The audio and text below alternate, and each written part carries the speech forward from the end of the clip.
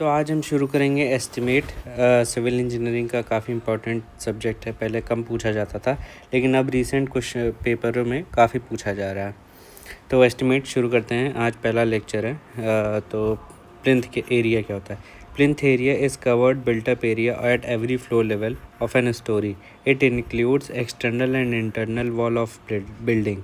जैसे ये प्लान है, पूरा प्लॉट एरिया, इसमें घर बनेगा, तो ये पूरा जो है ये प्लिंथ एरिया है। एंड ये एट एवरी फ्लोर लेवल पे नापा जाता है, इंक्लूडिंग बेसमेंट। फिर एरिया ऑफ प्लॉट और मैक्सिमम परमिसिबल एरिया कवर्ड कितना होगा?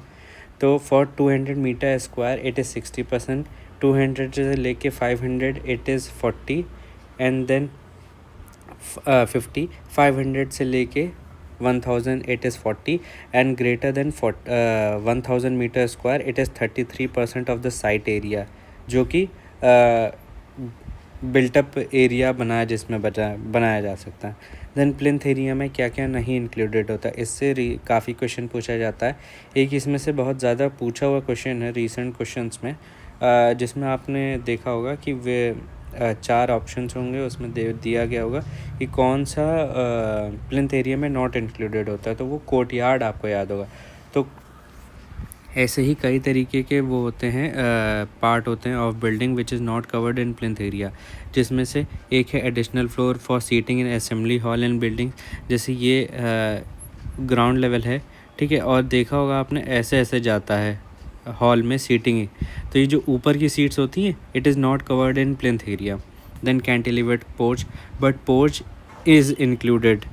Area of unclosed balcony, area of loft, internal sanitary shaft, garbage chute और fire fighting services more than 2 metre square से अगर ज़्यादा बड़ी है तो वो प्लिंथ एरिया में नहीं इंक्लूडेड होता है। Then area of architectural band, cornice and open platforms, spiral staircase, courtyards, dome, turrets and towers, ये सब भी नहीं इंक्लूड होता है in plinth area. Then carpet area covered for use और livable space of any room at any floor. किसी भी floor पे जो भी रहने के लिए एरिया यूज़ किया जाता है, जैसे बेड हो गया, बेडरूम हो गया, ठीक है, एंड लिविंग रूम हो गया, it is included in carpet area. तो कारपेट एरिया कैसे होता है? प्लिंथ एरिया माइनस डिडक्शन से जो भी जैसे मूवमेंट के लिए यूज़ होता है, जैसे फॉर एग्जांपल स्टेयर्स, तो उसे माइनस कर देंगे तो हमारा कारपेट एरिया निकल आएगा, ठीक है। तो कारपेट एरिया रेजिडेंशियल बिल्डिंग में 50 से लेके 65% तक लिखते हैं, 55 से लेके 65%। और यहीं पे इंडस्ट्रियल बिल्डिंग्स में या फिर कमर्शियल बिल्डिंग्स में 65 से लेके 75% of the total plinth area का लिया जाता है। Then what is not included in carpet area? It is wall area, external wall area हो गया, पोर्च हो गया, लिफ्ट एरिया हो गया, बाथरूम हो गया, कैंटीन हो गया, corridor, passage, veranda, shaft area, store, kitchen, ये सब जो होता है कारपेट एरिया में नहीं इंक्लूड होता है। फिर सर्कुलेशन एरिया पे थे, area which is use for movements in building, जैसे वेरांडा, स्टेयर्स, कॉरिडोर्स, ठीक है। और तो फिर इसमें एक पॉइंट है कि हॉरिजॉन्टल सर्कुलेशन एरिया वो कितना होता है टोटल प्लिंथ एरिया का? इट इज़ अराउंड 10 से लेके 15% तक। And vertical circulation area it is 4 से लेके 5% of plinth area. Then setback area किसे कहते हैं? It is the empty space around the building, it is called setback area, it is use for ventilation purpose, याद रखेंगे। Then type of estimate, देखिए major 2 तरीके के एस्टिमेट होते हैं। एक प्रिलिमिनरी, जिसे एब्स्ट्रैक्ट एस्टिमेट या फिर अप्रॉक्स एस्टिमेट भी बोलते हैं। एक होता है डिटेल एस्टिमेट, जो कि most reliable type of estimate है। इसमें क्या प्रिलिमिनरी एस्टिमेट किस लिए किया जाता है? It is use for deciding the financial position. जब प्रिलिमिनरी एस्टिमेट हो जाता है, एक स्ट्रक्चर तैयार हो जाता है, इसके बाद एडमिनिस्ट्रेटिव अप्रूवल लेते हैं, ठीक है। फिर उसके बाद डिटेल्ड एस्टिमेट बनता है, and then then financial sanctions होते हैं। फिर वर्क ऑर्डर जनरेट होता है और काम मिलता है कॉन्ट्रैक्टर को। देन प्रिलिमिनरी एस्टिमेट के बारे में पढ़ते हैं। इसमें 3 तरीके के एस्टिमेट हम पढ़ेंगे। प्लिंथ एरिया एस्टिमेट, इसमें क्या होता है? It does not include the quality measures. पहली बात तो प्लिंथ एरिया कैसे होता है? एरिया एरियल वाइज होता है, जैसे लेंथ इनटू ब्रेथ से पहले तो एरिया निकालेंगे, देन उसे पर एरिया पर मतलब पर यूनिट एरिया जो होता है उस रेट उससे इंटू करेंगे तो हमारा प्लिंथ एस्टीमेट निकल आएगा। मतलब आप समझ रहे ना, किसी भी फ्लोर के उसके एरियल वाइज जो उसका रेट होता है उससे इंटू करेंगे तो हमारा प्लिंथ एस्टीमेट निकल आएगा।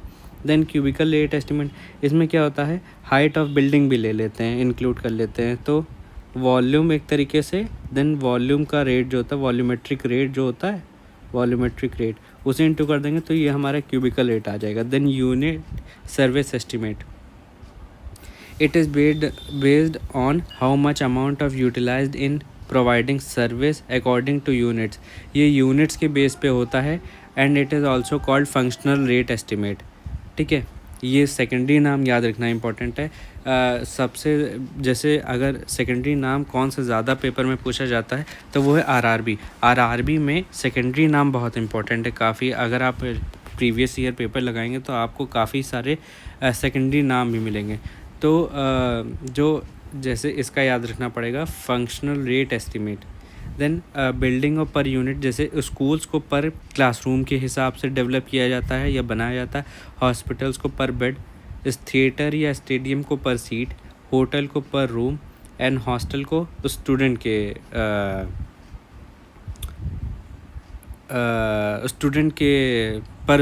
के हिसाब से कंस्ट्रक्ट किया जाता है हॉस्टल को। देन डिटेल एस्टीमेट, देखिए डिटेल्ड एस्टीमेट क्या होता है, जैसे कोई भी पहले तो एक जनरल एस्टीमेट किया जाता है जिससे कि पता चल सके कहाँ पे क्या होना है और कितना खर्चा आ सकता है। देन उसके बाद डिटेल एस्टीमेट होता है। डिटेल एस्टीमेट में हर एक चीज़ इंडिविजुअल चीज़ डिटरमिन की जाती है और इन्फॉर्मेशन डेवलप की जाती है और एक प्रॉपर एस्टिमेशन डेवलप किया जाता है कितना खर्चा होगा, कहाँ होगा एंड किस तरीके से होगा, उसमें कितना चार्जेस लगेंगे, सब कुछ इसमें इंक्लूडेड होता है। तो इट कंटेन्स डीपीआर। डीपीआर होता है डिटेल प्रोजेक्ट रिपोर्ट।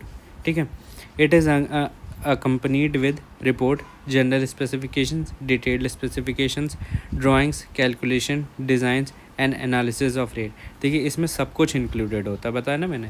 देखिए प्रोजेक्ट का प्रिपरेशंस कैसे होता है, तो इसको कैसे किया जाता है, पहले अप्रॉक्स एस्टिमेट डेवलप किया जाता है, उसके बाद एडमिनिस्ट्रेटिव अप्रूवल लिया जाता है on the basis of this preliminary estimate, फिर डिटेल एस्टिमेट जनरेट किया जाता है, उसके बाद टेक्निकल सैंक्शंस लिए जाते हैं, देन फाइनेंशियल सैंक्शंस भी यहीं लेते हैं, फिर draft copy of tender generate होती है और देन वर्क ऑर्डर जनरेट होता है which is allotment of work contractor को। देन डिटेल एस्टिमेट टाइप, देखिए 4 तरीके के डिटेल एस्टिमेट होते हैं मोटा मोटा। ठीक है, पहला है item rate estimate, revised estimate, supplementary estimate and annual repair maintenance estimate.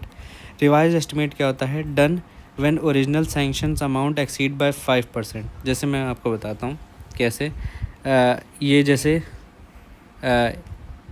Example के लिए 100 रुपये हैं, ठीक है, 100 रुपये पूरा सैंक्शन किए गए हैं पूरा घर बनाने के लिए, ठीक है, किसी भी।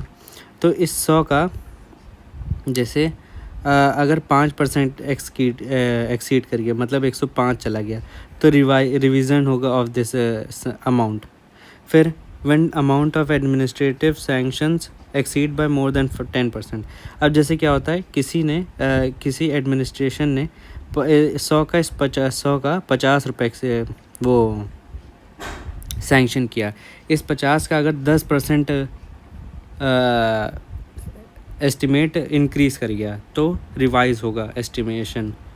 ठीक है, then when there is material deviation from the original proposal, जैसे 100 रुपये था, ठीक है, लेकिन हमारा काम 110 का होता चला गया, तो यहाँ पे रिवीजन होना बहुत इंपॉर्टेंट है।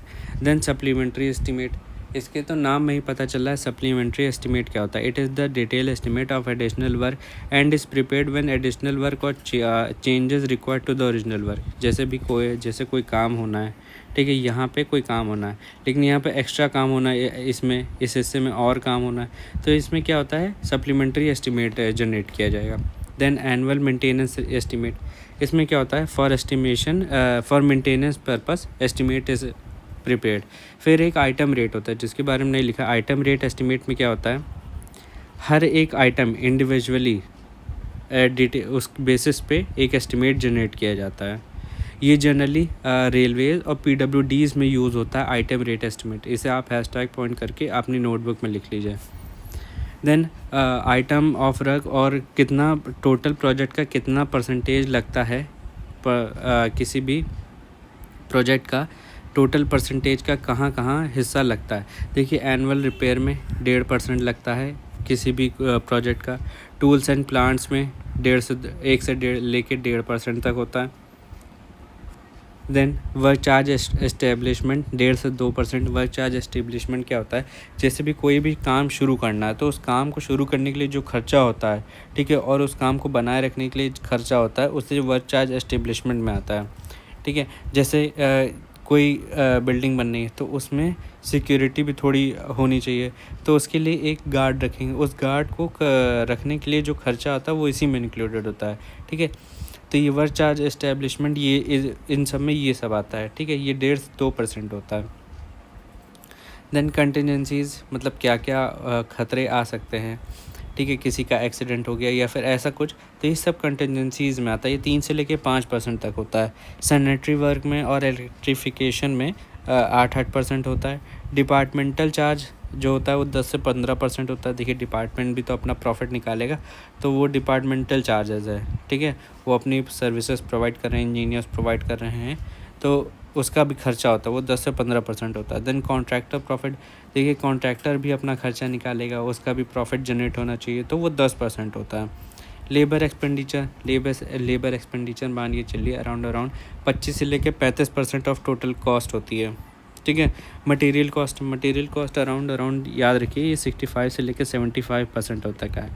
ठीक है, और ये सारे पूछे हुए क्वेश्चन है, कहीं ना कहीं आते ज़रूर हैं, तो ये याद रखिएगा आप। देन आगे फॉर पेटी वर्क्स, देखिए पेटी वर्क्स वो होते हैं जो छोटे काम होते हैं, अराउंड 50,000 से नीचे आप मान के चलिए। ये माइनर वर्क में आता है। ठीक है, और इसका जो सैंक्शन लेना होता है ये एडमिनिस्ट्रेटिव अप्रूवल लेना होता है। ठीक, देन यूनिट ऑफ मेजरमेंट, इससे काफ़ी क्वेश्चन पूछा जाता है सारे पेपर, इससे एक ना एक क्वेश्चन एस्टिमेट से पूछते ही ज़रूर हैं। जैसे ब्रिक है या फिर अर्थ टाइल्स है, उसे नंबर में मेजर किया जाता है और इनका जो पेमेंट यूनिट होता है वो पर 1000 होता है। फ्लोर टाइल्स और ग्लास ये भी नंबर में और ये भी पर 1000 में सप्लाई होती है और इसका पेमेंट होता है। स्टोन ब्लास्ट मीटर क्यूब में पर क्यूबिक में पेमेंट होता है। रेनफोर्समेंट बांध क्विंटल में। इलेक्ट्रिफिकेशन पॉइंट में कैसे, जैसे ये रूम है, ठीक है, यहाँ पे 4 जगह लगने हैं स्विच बोर्ड, तो ये पॉइंट के हिसाब से होगा, यहाँ 1 2 3 4, समझे।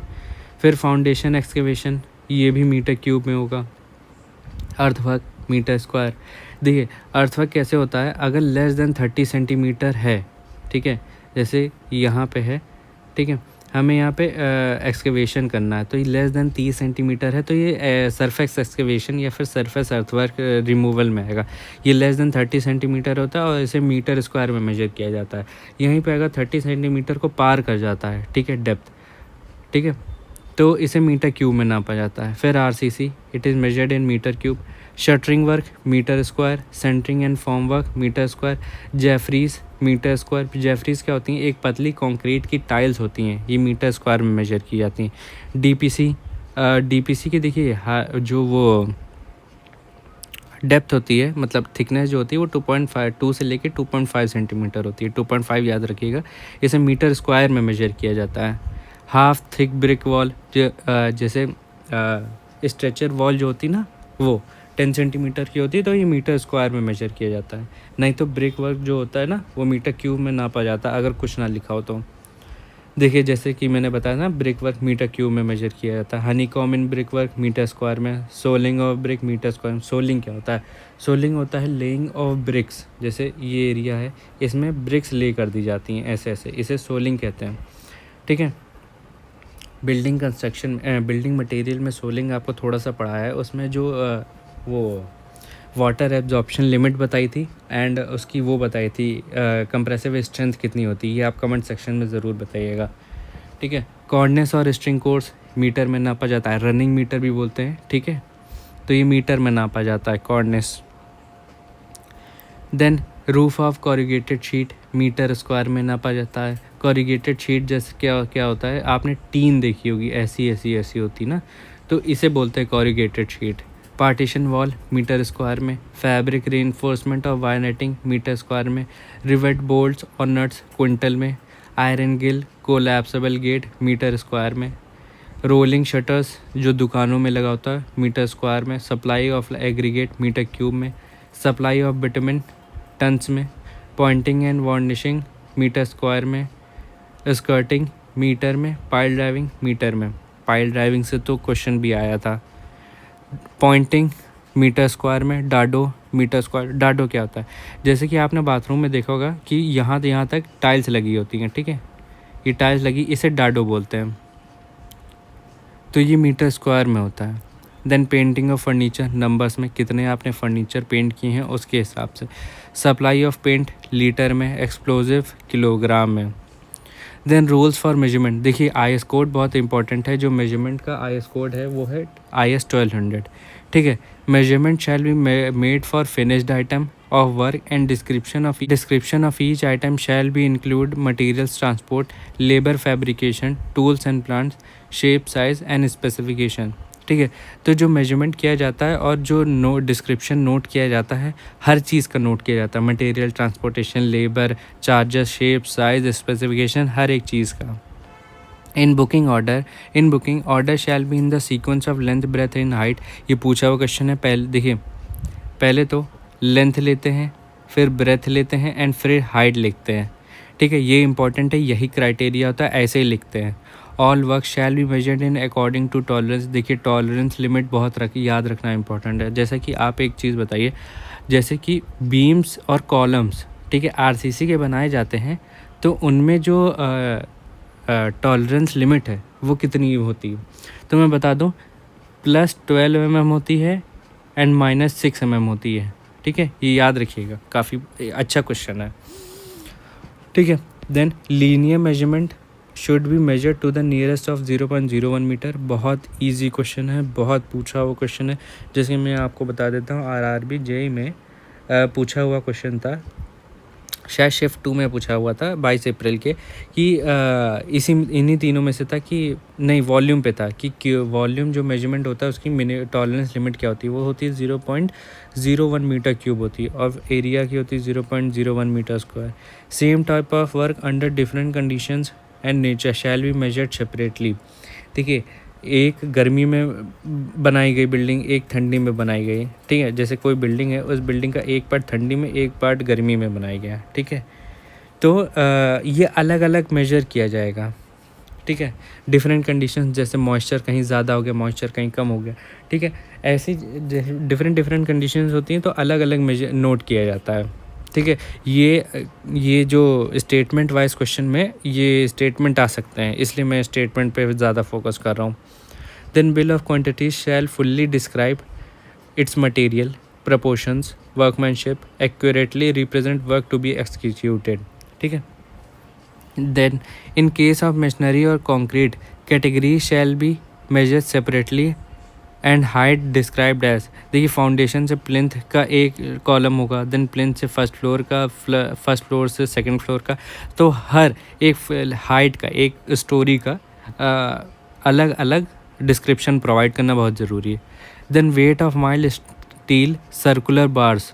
देखिए, ये फार्मूला याद रखना बहुत इंपॉर्टेंट है। एक लंबा तरीका भी है, लेकिन वहाँ पे पेपर में इतना समय नहीं होता, तो ये सीधे फार्मूला आप याद रखिए कि जो वेट होता है ऑफ स्टील बार्स, उसका जो फार्मूला होता है d² पर 162 किलोग्राम पर मीटर होता है।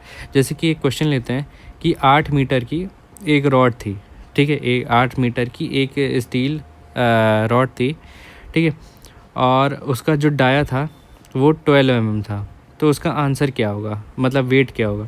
तो वेट के लिए इसका जो फॉर्मूला है वो लगाया जाएगा 12 × 12 × 8 अपॉन 162, ठीक है। जब इसे सॉल्व करेंगे तो हमारा आंसर आ जाएगा, ठीक है। Then excavation with the depth less than 30 centimetre, जैसे कि अभी पीछे बताया था, उसे सरफेस एक्सकेवेशन कहते हैं, और it is measured in metre square. Then quantities measured shall be increase by percentage in. देखिए, ये काफ़ी पूछा हुआ क्वेश्चन है एंड बहुत इंपॉर्टेंट है, ठीक है।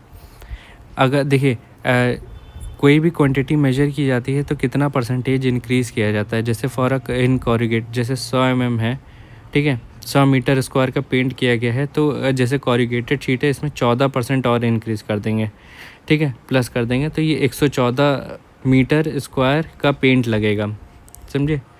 तो पढ़ते हैं, जैसे कॉरिगेटेड स्टील शीट होती है उसमें 14% लेते हैं, कॉरिगेटेड सीमेंट शीट लेते हैं तो उसमें 20% लेते हैं, और corrugated semi corrugated cement sheet होती है या एस्बेस्टोस शीट जिसे बोलते हैं उसमें 10% लेते हैं। ये सेमी कॉरिगेटेड ऐसी होती है, ठीक है, याद रखेंगे। देन आगे पढ़ते हैं। देखिए long wall and short wall method काफ़ी इंपॉर्टेंट क्वेश्चन है, इससे एक ना एक क्वेश्चन या तो इससे क्वेश्चन या तो सेंटर लाइन से एक क्वेश्चन छू ज़रूर जाता है एग्ज़ाम में, तो ये बहुत इंपॉर्टेंट पार्ट है एक एस्टिमेट का। इससे एक ना एक क्वेश्चन, जैसे कई शिफ्ट में पेपर होता है तो एक ना एक शिफ्ट में long wall and short wall या सेंटर लाइन मेथड से जैसे भी हो वो एक ना एक क्वेश्चन ज़रूर आता है, तो पढ़ना बहुत ज़रूरी है। तो चलिए शुरू करते हैं long wall and short wall method. तो शॉर्ट वॉल देखिए, पहली बात तो जैसे ये कोई घर है, ठीक है, इसमें जो लॉन्ग वॉल होती है वो हमेशा एक्स एक्सिस के तरफ से लेते हैं एंड वाई एक्सिस की तरफ से शॉर्ट वॉल लेते हैं। ये हमेशा यही मेथड है, आप हमेशा ऐसे ही रखिएगा, ठीक है। Then centre to centre distance of long wall पहले निकालते हैं, शॉर्ट वॉल और लॉन्ग वॉल दोनों की निकालते हैं। तो ये कैसे निकलता है बता देता हूँ मैं। जैसे कि एग्जांपल के लिए ये कमरा लेते हैं, ये कमरे में इंटरनल डायमेंशंस दी है, शॉर्ट वॉल है 4.3 मीटर की एंड 5 मीटर की है लॉन्ग वॉल, ठीक है। और जो वॉल ये वॉल है, वॉल की जो थिकनेस है वो 30 सेंटीमीटर की, मीटर में करेंगे तो इट इज़ 0.3 मीटर, ठीक है। तो ये दिया है। अब कैसे निकालते हैं, पहले तो लॉन्ग वॉल निकालते हैं, ठीक है। Net length of long wall पहले निकालेंगे, तो सेंटर टू सेंटर डिस्टेंस निकालना है, यहाँ से लेके, ठीक है, यहाँ तक का निकालेंगे डिस्टेंस, ठीक है, इस दीवार के बीच से लेके इस दीवार। तो कैसे निकलेगा, पहले तो 5 मीटर इसमें प्लस करेंगे ये वाला, एंड देन आधा इसका आधा इसका, तो ये कैसे हो जाएगा 0.30/2 प्लस 5 प्लस 0.30/2, ये हो जाएगा हमारा 5.6 मीटर, ठीक है। ये हो गया हमारा long wall, net length of long wall, ठीक है। ऐसे ही शॉर्ट वॉल निकलेगा, शॉर्ट वॉल इधर से लेके, ठीक है, इधर तक प्लस करेंगे सेंटर टू सेंटर, जिसमें 4.3 प्लस 0.3/2 प्लस 0.3/2 करेंगे तो ये आ जाएगा 4.9 मीटर, ठीक है। तो ऐसे हमारा निकल जाएगा net length of short wall and net length of long wall. तो ये हमारा आ गया, ठीक है। जैसे कि इसमें मैंने निकाला है centre to centre distance of long wall and short wall, ये 5.3 मीटर है एंड ये 4.6 मीटर है, ठीक है। ये 4.6 मीटर होगा, ठीक है। अब यहाँ से हम लोग जैसे एग्ज़ाम्पल के लिए इसे मैं हटा देता हूँ, ठीक है। अब इसमें क्या क्या निकालना है हमें, अब देखिए हमें निकालना है इसमें ये जो है ये, ठीक है, जो फुटिंग है, फुटिंग का सबसे नीचे का जो पार्ट है उसका वो निकालना है, वॉल्यूम निकालना है। तो वॉल्यूम निकालने के लिए क्या करेंगे, अब देखिए बताते हैं। पहले तो हम लोग इसकी हाइट देख लेंगे, पहले तो एक टेबल बनाते हैं जिसमें नेट लेंथ ब्रेथ हाइट देंगे, तीनों को इनटू करेंगे तो हमारे पास वॉल्यूम आ जाएगा, ठीक है। तो वॉल्यूम निकालने के लिए पहली बात तो हाइट कितनी है वो लिख लेंगे। तो जो इसकी हाइट है फुटिंग की वो है 0.3 मीटर, ठीक है। और ये टूवर्ड्स लॉन्ग वॉल है एंड टूवर्ड्स शॉर्ट वॉल है, ठीक है। दो, एक लॉन्ग वॉल का वो बनाएंगे कॉलम, एक शॉर्ट वॉल का, ठीक है। हाइट तो दोनों तरफ से सेम रहेगी तो 0.3 मीटर, और ब्रेथ भी कांस्टेंट रहेगी तो 0.9 मीटर, ठीक है। मतलब ये ऐसे होगा ना, ये पीछे से ऐसे गया होगा ना, ठीक है। तो हाइट और विड्थ ये सेम रहती है। अब लेंथ की असली खेल है लेंथ में, क्योंकि इधर से लेंथ डिफरेंट है, इधर से लेंथ डिफरेंट है, तो लेंथ में ही तो खेल हो जाता है असली। जो बच्चे गलतियाँ करते हैं वो करते हैं लेंथ में। तो लेंथ को कैसे कैलकुलेट करते हैं आइए उस पर डिस्कस करते हैं। देखिए पहली बात तो centre to centre distance of long wall and short wall निकाल लिए, ठीक है। 5.3 और 4.6 मीटर है, ठीक है। देखिए दो लॉन्ग वॉल हैं दो शॉर्ट वॉल है, कैसे, एक इधर लॉन्ग एक इधर लॉन्ग, तो ये दो वॉल हो गई, ठीक है। तो दो से आखिरी में इंटू करना पड़ेगा, पहले एक वॉल के निकाल लेते हैं। तो कैसे निकालते हैं चलिए देखते हैं। यहाँ से यहाँ तक का डिस्टेंस हम लोग ने निकाल लिया जो कि है 5.3 मीटर। ये विथ ऑफ अ वॉल है, मतलब ये जो है ये विथ ये वॉल है हमारी। तो यहाँ से इसके आधे से हम लोग ने इधर तरफ निकाला है डिस्टेंस, मतलब आपको मैं जूम करके बताऊँ, जैसे ये सेंटर से लेके, ठीक है, इसके इधर तरफ हमने कैलकुलेट किया है, इधर कोई इधर दूसरी वॉल होगी, ठीक है, उसके सेंटर से लेके, ठीक है, यहाँ तक के सेंटर, तो हमारी ये वॉल से निकला है। बट हमें कैलकुलेट क्या करना है, नीचे की फुटिंग का। तो फुटिंग के लिए पहली बात तो 3.5 जो 3.5 प्लस 3.5 कह रहे हैं, ये तो हाइट है। जो हमारी centre to centre long wall की जो डिस्टेंस थी वो 5.3 मीटर थी। अब इसमें यहाँ तक तो आया, ठीक है, अब इसमें ये जो प्लस करना है ये हमें प्लस करना है, तो ये 0.9 का आधा हो जाएगा इधर से, एंड इधर से भी जो होगा इधर से भी 0.9 का आधा होगा। आप समझ रहे हैं ना? तो इधर से 0.9 का आधा एंड 0.9 का इधर से आधा, तो जो दोनों को प्लस करेंगे तो 6.2 मीटर आ जाएगा। ऐसे शॉर्ट वॉल में होगा। शॉर्ट वॉल में यहाँ पे माइनस होगा, ठीक है, शॉर्ट वॉल में यहाँ पे माइनस होता है, ये याद रखेंगे। यहाँ पे बहुत बच्चों को कन्फ्यूजन होती है, सेंटर टू सेंटर डिस्टेंस और ये लेंथ की कैलकुलेशन एक दूसरे में मिला देते हैं, किधर प्लस करना है किधर माइनस करना है, इसमें परेशान हो जाते हैं। तो ये याद रखिएगा, centre to centre distance of long and short wall में सब कुछ प्लस होता है, बट लेंथ कैलकुलेशन में लॉन्ग वॉल में प्लस होता है एंड शॉर्ट वॉल में माइनस होता है, याद रखिएगा। तो ये इधर से माइनस करेंगे, ठीक है, तो ये आ जाएगा 3.4 मीटर। अब तीनों को इंटू करेंगे एंड 2 से इंटू कर देंगे, क्योंकि 2 लॉन्ग और 2 शॉर्ट वॉल है, तो हमारे पास आया 3.34 मीटर और 1.83 मीटर, तो दोनों को प्लस करेंगे 5.18 मीटर क्यूब आ जाएगा, ठीक है। ये हमारा आंसर आ गया। अब जो भी वॉल्यूमेट्रिक रेट दिया होगा, जैसे 1 मीटर क्यूब का 5 रुपये पड़ता है, तो 5 से इंटू कर देंगे, हमारा सीधे क्वान्टिटेटिव मेजर आ जाएगा, ठीक है। देन सेंटर लाइन मेथड एक और मेथड होता है टू कैलकुलेट एस्टिमेशन निकाला जाता है, ठीक है। अब इसे एस्टिमेशन निकालने के लिए, एस्टिमेशन नहीं, कैलकुलेट डायमेंशंस कह सकते हैं, या फिर वॉल्यूमेट्रिक डायमेंशंस, ठीक है। तो ये कैसे कैलकुलेशन होता है, देखिए ये इजी मेथड है, काफ़ी इजी मेथड है। जैसे अगर पेपर में लगाना होगा तो आप यही मेथड लगाइएगा, मात्र 2 मिनट में पूरा क्वेश्चन सॉल्व हो जाता है सेंटर लाइन मेथड से। तो सेंटर लाइन मेथड से कैसे सॉल्व करते हैं ये देखते हैं। देखिए ये एक कमरा दिया है, ठीक है, इसमें ये इंटरनल डायमेंशन दी 5 मीटर की और ये 4 मीटर की, और बीच में ये वॉल है, ठीक है। तो एक ये कमरा है, एक ये कमरा है, ठीक है। तो इस कमरे को, ठीक है, अब देखिए इसमें 2 लॉन्ग वॉल हैं एंड 3 शॉर्ट वॉल हैं, ठीक है। अब पहली बात तो टोटल सेंटर लाइन निकाल लेते हैं। टोटल सेंटर लाइन कैसे निकलता है, इधर से इंटू आउट टू आउट और इंटू इन डिस्टेंस निकाल लेंगे। पहले आउट टू आउट निकालते हैं, तो इधर से 5, ठीक है, और इधर से आधा और इधर से वॉल का आधा, तो ये हो जाएगा 5.3 मीटर, और 2 लॉन्ग वॉल है तो 2 से इंटू कर देंगे। फिर 3 लॉन्ग वॉल हैं, 3 शॉर्ट वॉल हैं, तो 3 से इंटू करेंगे। एंड देखिए 4 इधर से 4 एंड इधर से आधी एंड इधर से आधी, तो ये हो जाएगी 4.3 मीटर। 3 से इंटू किया तो टोटल जब प्लस करेंगे 23.5 मीटर आ जाएगी सेंटर लाइन डिस्टेंस, ठीक है। अब सेंटर लाइन डिस्टेंस आ गई। अब कुछ डिडक्शंस करते हैं, ठीक है। डिडक्शंस कैसे होते हैं, देखिए ये जो पोर्शन है ये रिपीट हुआ है, लॉन्ग और शॉर्ट वॉल में दोनों तरफ से मेजर करेंगे तो रिपीटिशन हो गया है। वैसे मैं आपको बताता हूँ, जब एल जंक्शन होता है, ठीक है, जैसे ये एल जंक्शंस पे रिपीटिशन होता है, तो इसमें नहीं डिडक्ट करते हैं, क्योंकि ये ऑटोमेटिकली कट जाता है अपने हिसाब से, ठीक है, तो इसमें डिडक्शन नहीं करते हैं। बट जब टी जंक्शन बनेगा, ठीक है, ये जैसे, तो ये वॉल का आधा माइनस करते हैं, ये अभी देखेंगे।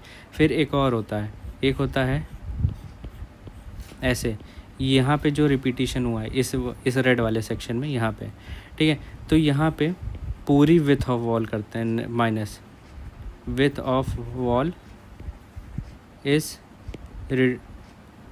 डिडक्टेड, ठीक है। यहीं पे ये half of wall is deducted, ठीक है। अब ये लिख लीजिएगा, ठीक है, आप अपने नोटबुक में तो ये हो गया। अब देखिए नेट हमारे पास लेंथ ग्रॉस लेंथ आई थी 23.5 मीटर। अब उसमें से टोटल सेंटर लाइन में से डिडक्शन माइनस करेंगे। डिडक्शन कैसे? TCL जो है टोटल सेंटर लाइन, उसमें नंबर ऑफ़ नोड्स कितने हैं हमारे पास? एक ये है और एक ये है, 2 हैं, ठीक है। उसमें हाफ ब्रेथ ऑफ वॉल करेंगे, ठीक है। तो 2 इंटू 0.3 मीटर अपॉन 2, तो ये 2 कट जाएगा, 0.3 बचेगा, समझे? तो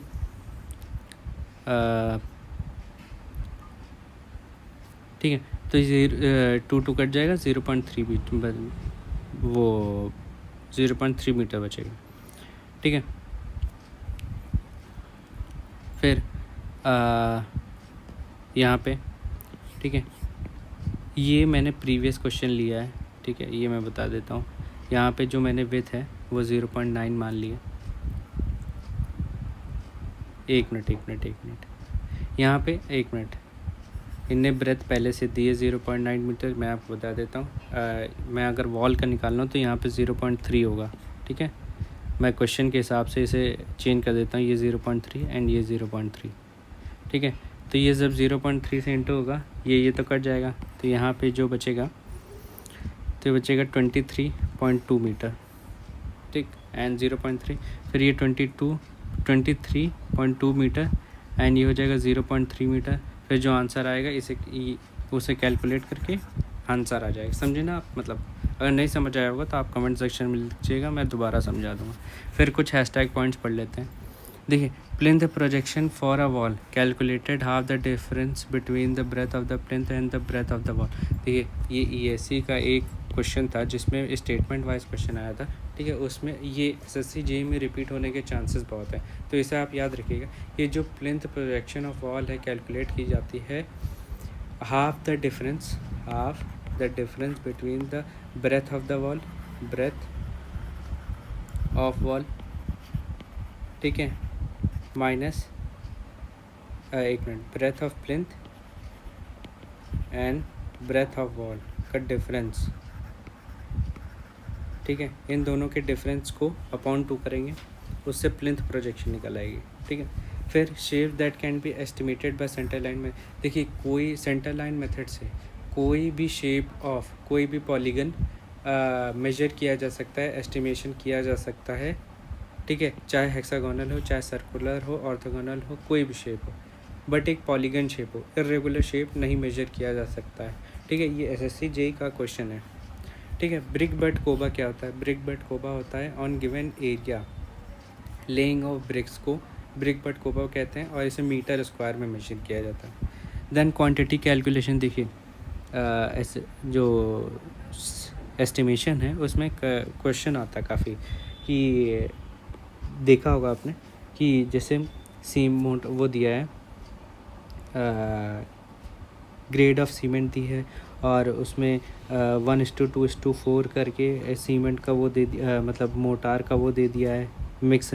तो बताइए कि सीमेंट कितनी लगी? तो ये काफ़ी अच्छा क्वेश्चन है, आता है काफ़ी बार, थोड़ा सा टाइम कंज्यूमिंग इसलिए दिया जाता है। तो इसको निकालने के लिए कुछ बेसिक चीज़ें आपको याद रखनी चाहिए कि डेंसिटी ऑफ सीमेंट कितनी है, 1440 किलोग्राम पर मीटर क्यूब। एक बैग सीमेंट में 50 किलोग्राम, ये सीधे सीधे क्वेश्चन भी आ जाते हैं कि एक बैग में कितनी किलो ऑफ सीमेंट आती है, तो याद रखिएगा 50 किलोग्राम। और उसकी वॉल्यूम कितनी होती है? 35 लीटर होती है। टू भी करेक्ट होती है तो 34.7 लीटर या 8 लीटर होती है, तो 35 राउंड ऑफ में कर लेते हैं, ठीक है। 1 मीटर क्यूब में 28.8 बैग्स आते हैं, राउंड ऑफ करके 30 बैग्स होते हैं, ठीक है। ड्राई वॉल्यूम ऑफ कंक्रीट, देखिए 1.54 times of wet volume of concrete होता है dry volume of concrete. Brick lining in septic tank is done outsides, याद रखिएगा। जैसे ये टैंक है तो टैंक में नीचे तरफ लाइनिंग नहीं करते हैं, साइड्स में करते हैं, याद रखिएगा। और एक चीज़ और बताता हूँ, टैंक जैसे प्रोवाइड किया है, टैंक में यहाँ पे ऐसे राउंड कर दिए जाते हैं कॉर्नर्स, इसे हाउंचिंग कहते हैं, याद रखिएगा, हाउंचिंग। ये सब क्वेश्चंस आए हुए हैं या पूछे जा सकते हैं, इसलिए याद रखना बहुत ज़रूरी है। और जैसे टैंक्स में स्टेयर्स बनाई जाती है तो उस स्टेयर्स को भी कैलकुलेशंस में रखा जाता है, ठीक है।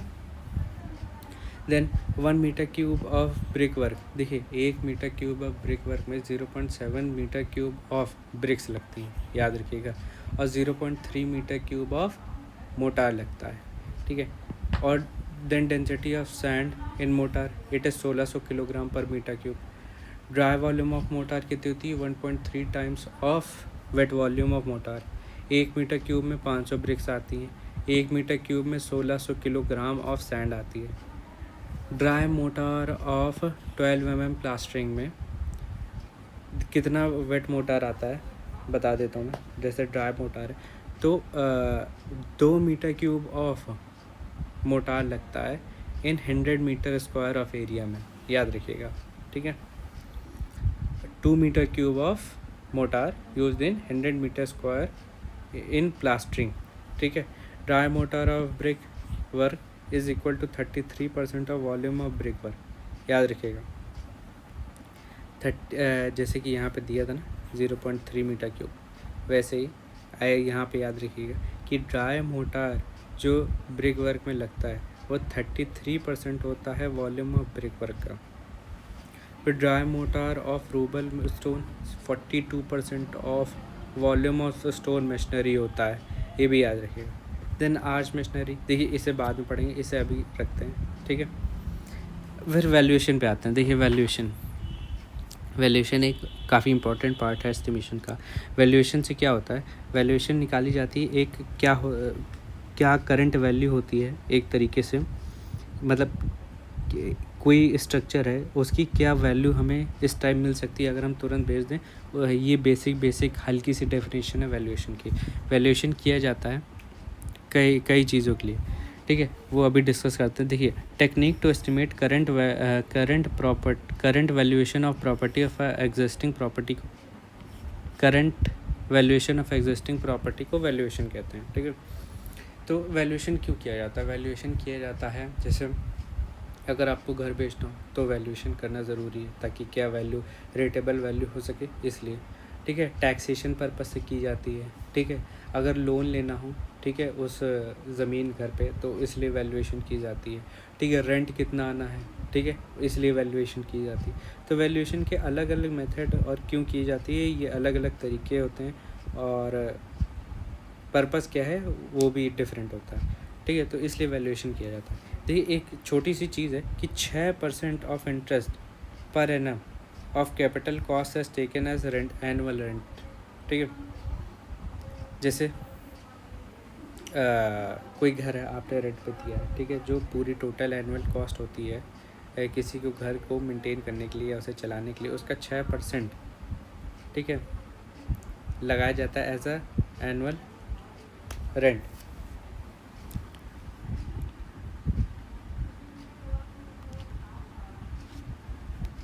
ठीक है। देन पर्पस ऑफ वैल्यूएशन, देखिए मैंने पर्पस ऑफ वैल्यूएशन बताया था रेंट फिक्सेशन के लिए, बाय सेलिंग के लिए, एक्विजिशन ऑफ प्रॉपर्टी के लिए। जैसे कोई सड़क निकल रही, ठीक है, सड़क के बीच हमारा ज़मीन पड़ गया तो उसके लिए वैल्यूएशन करना ज़रूरी है, उसके लिए वैल्यूएशन करना ज़रूरी है, ठीक है।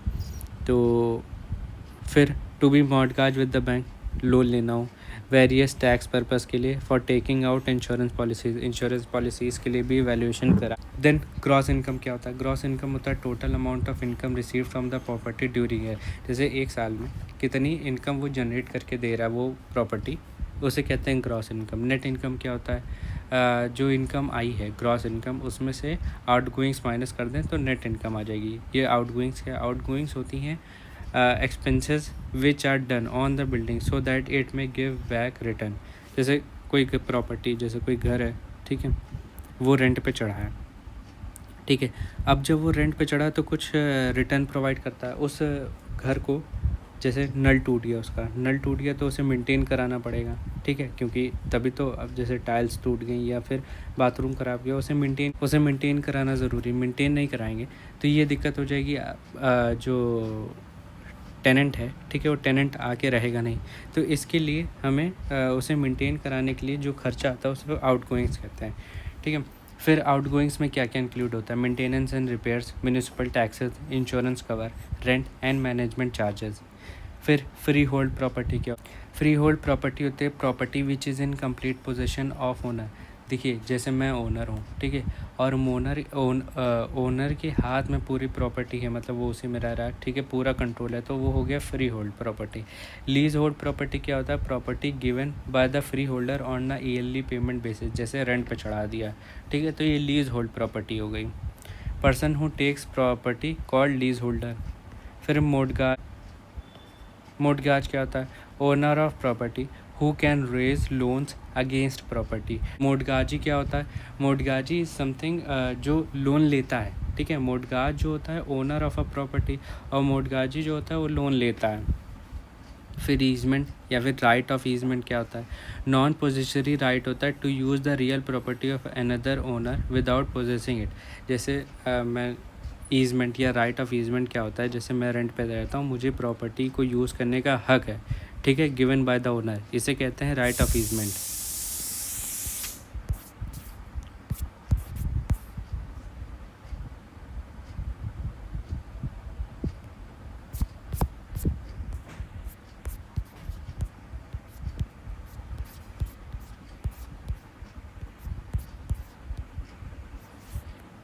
देन बिल्डिंग लीज क्या होता है?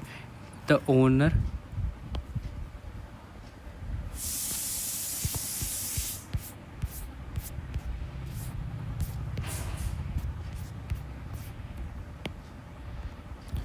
देन बिल्डिंग लीज क्या होता है? Owner lease the property to lease on the agreed amount of premium, the lease holder may then erect the building.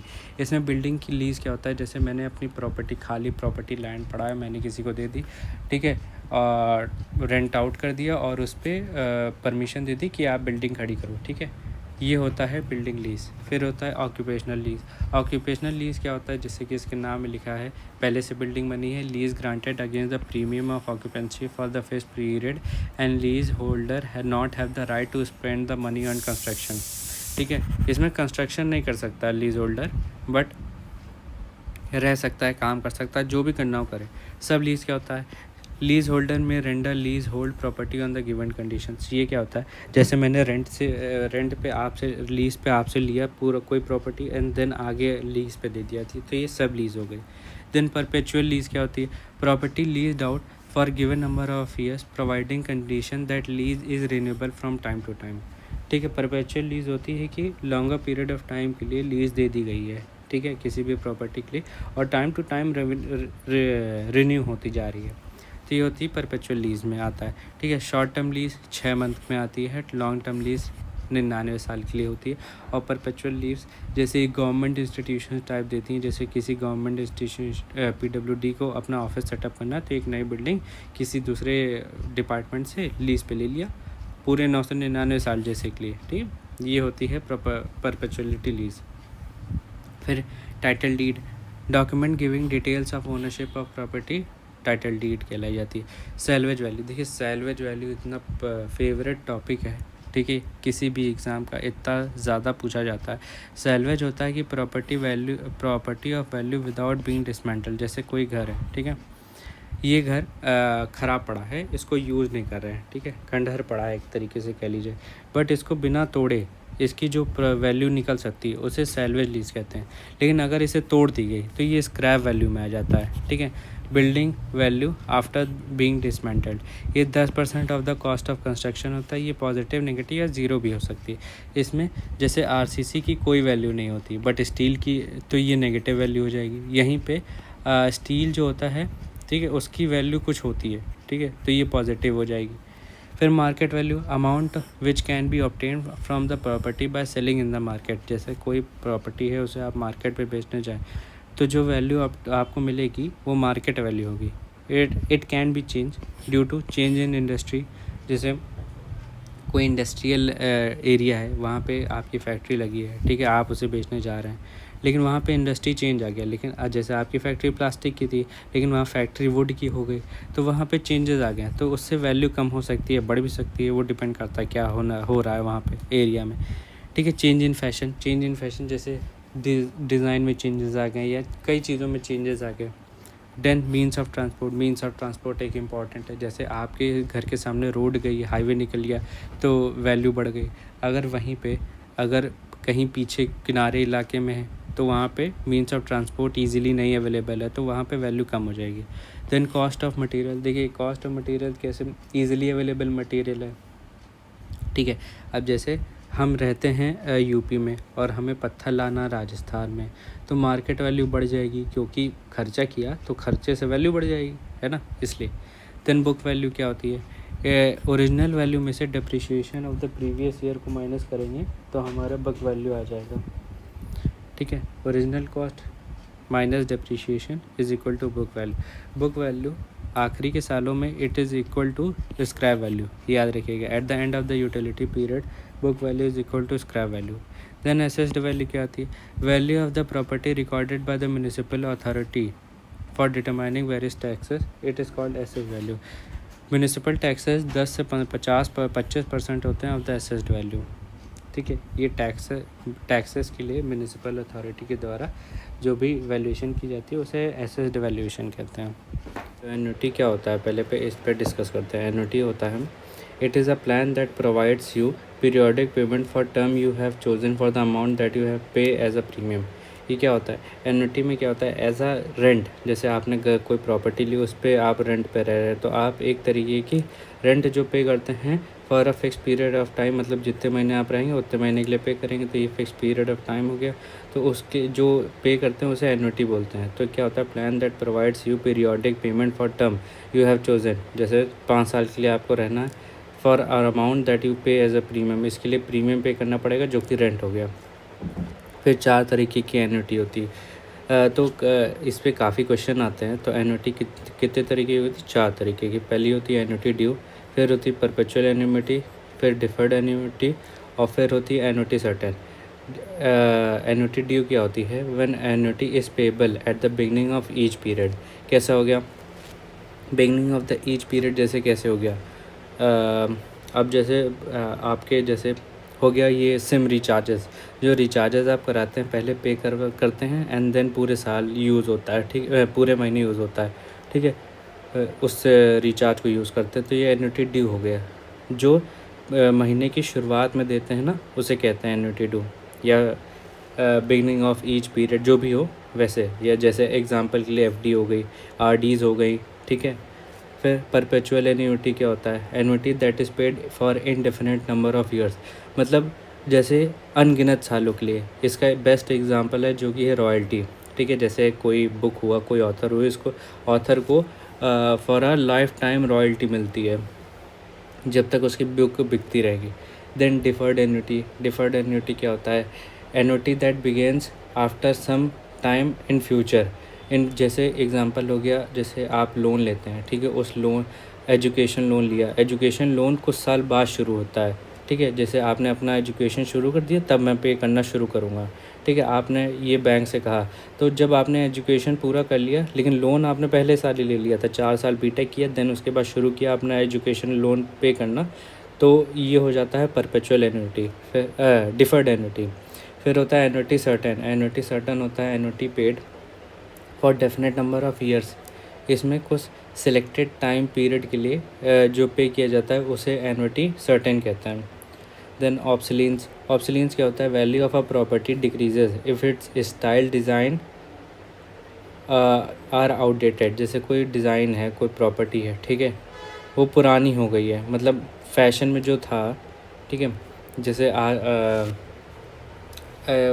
White colour जो होता है, जैसे आपने कोई गाड़ी ली, ठीक है, अब वो गाड़ी पुरानी हो गई, ठीक है, मारुति 800 अब कोई नहीं लेना प्रेफर करता है। क्यों नहीं प्रेफर करता है, क्योंकि वो डिज़ाइन में, स्टाइल में, हर चीज़ में पुरानी हो गई, तो ये ऑब्सोलीन हो गई उसकी वैल्यू, ठीक है। Then capital cost, capital cost क्या होता है, कॉस्ट ऑफ कंस्ट्रक्शन और कॉस्ट ऑफ लैंड को प्लस करके जो वैल्यू बनती है वो कैपिटल कॉस्ट में आती है, ठीक है। It is the original cost and it does not change, ये बेसिक सी बात है, इसे ज़रूर याद रखिएगा। इसे एज अ पॉइंट भी पूछ सकते हैं कि capital cost does not change और चेंज विद टाइम, इसे आपको सही तरीके से बताना होगा। ट्रू फॉल्स में आ सकता है, मैच द फॉलोइंग में आ सकता है। Then year purchase, it is a multiplier of net value returned to obtain the capital value. It is also known as years purchase. Years purchase क्या होता है, years purchase मल्टीप्लायर होता है capital value का, जिसे मल्टीप्लायर होता है net income का, जिससे कैपिटल वैल्यू निकाली जा सकती है। ठीक है, ईयर्स परचेज कैसे निकलता है, ये निकलता है 1 अपॉन इंटरेस्ट, मतलब जो भी है इंटरेस्ट फ्रॉम कैपिटल वैल्यू या फिर रेट ऑफ सिंकिंग फंड, जो भी इंटरेस्ट दिया है उसको अपॉन में रखेंगे 1 अपॉन के, और वो आ जाएगा। जैसे कि ये 1 अपॉन किया है और ऊपर जब 100 आ जाएगा, या तो पॉइंट में रखिए इसे, ठीक है, परसेंट में ना रखिए, ठीक है, या तो पॉइंट में अगर परसेंट में रख रहे हैं तो ऊपर तरफ 100 लिखेंगे। ठीक है, आईपी है यहाँ पे rate of percent of capital value, और यहाँ पे आईसीए जो है वो रेट ऑफ सिंकिंग फंड है। जो ना दिया हो उसको 0 रख देंगे। देन कैपिटलाइज वैल्यू क्या था, amount of money whose annual interest at the highest prevailing rate will be equal to the net income received from the property. ये क्या होता है, ऐसा मनी जो as a whose annual interest, मतलब जैसे 50,000 है, ठीक है, 50,000 है, ठीक है, इस 50,000 पे एनुअल इंटरेस्ट लगेगा at the hailing prevailing rate, जैसे 8% का इंटरेस्ट मैंने लगाया, ठीक है, which is equal to the net income received from the property. ये किसके बराबर हो जाएगा, ठीक है, इट इज़ इक्वल टू आखिरी में नेट इनकम के बराबर हो जाएगा। ये मैं जब क्वेश्चन सॉल्व करवाऊँगा ना तब आपको पता चलेगा इसका मतलब क्या होता है।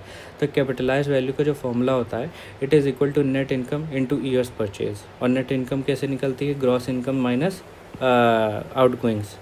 देन सिंकिंग फंड क्या होता है, fund that is kept aside annually to reconstruct the property after expiry of utility period.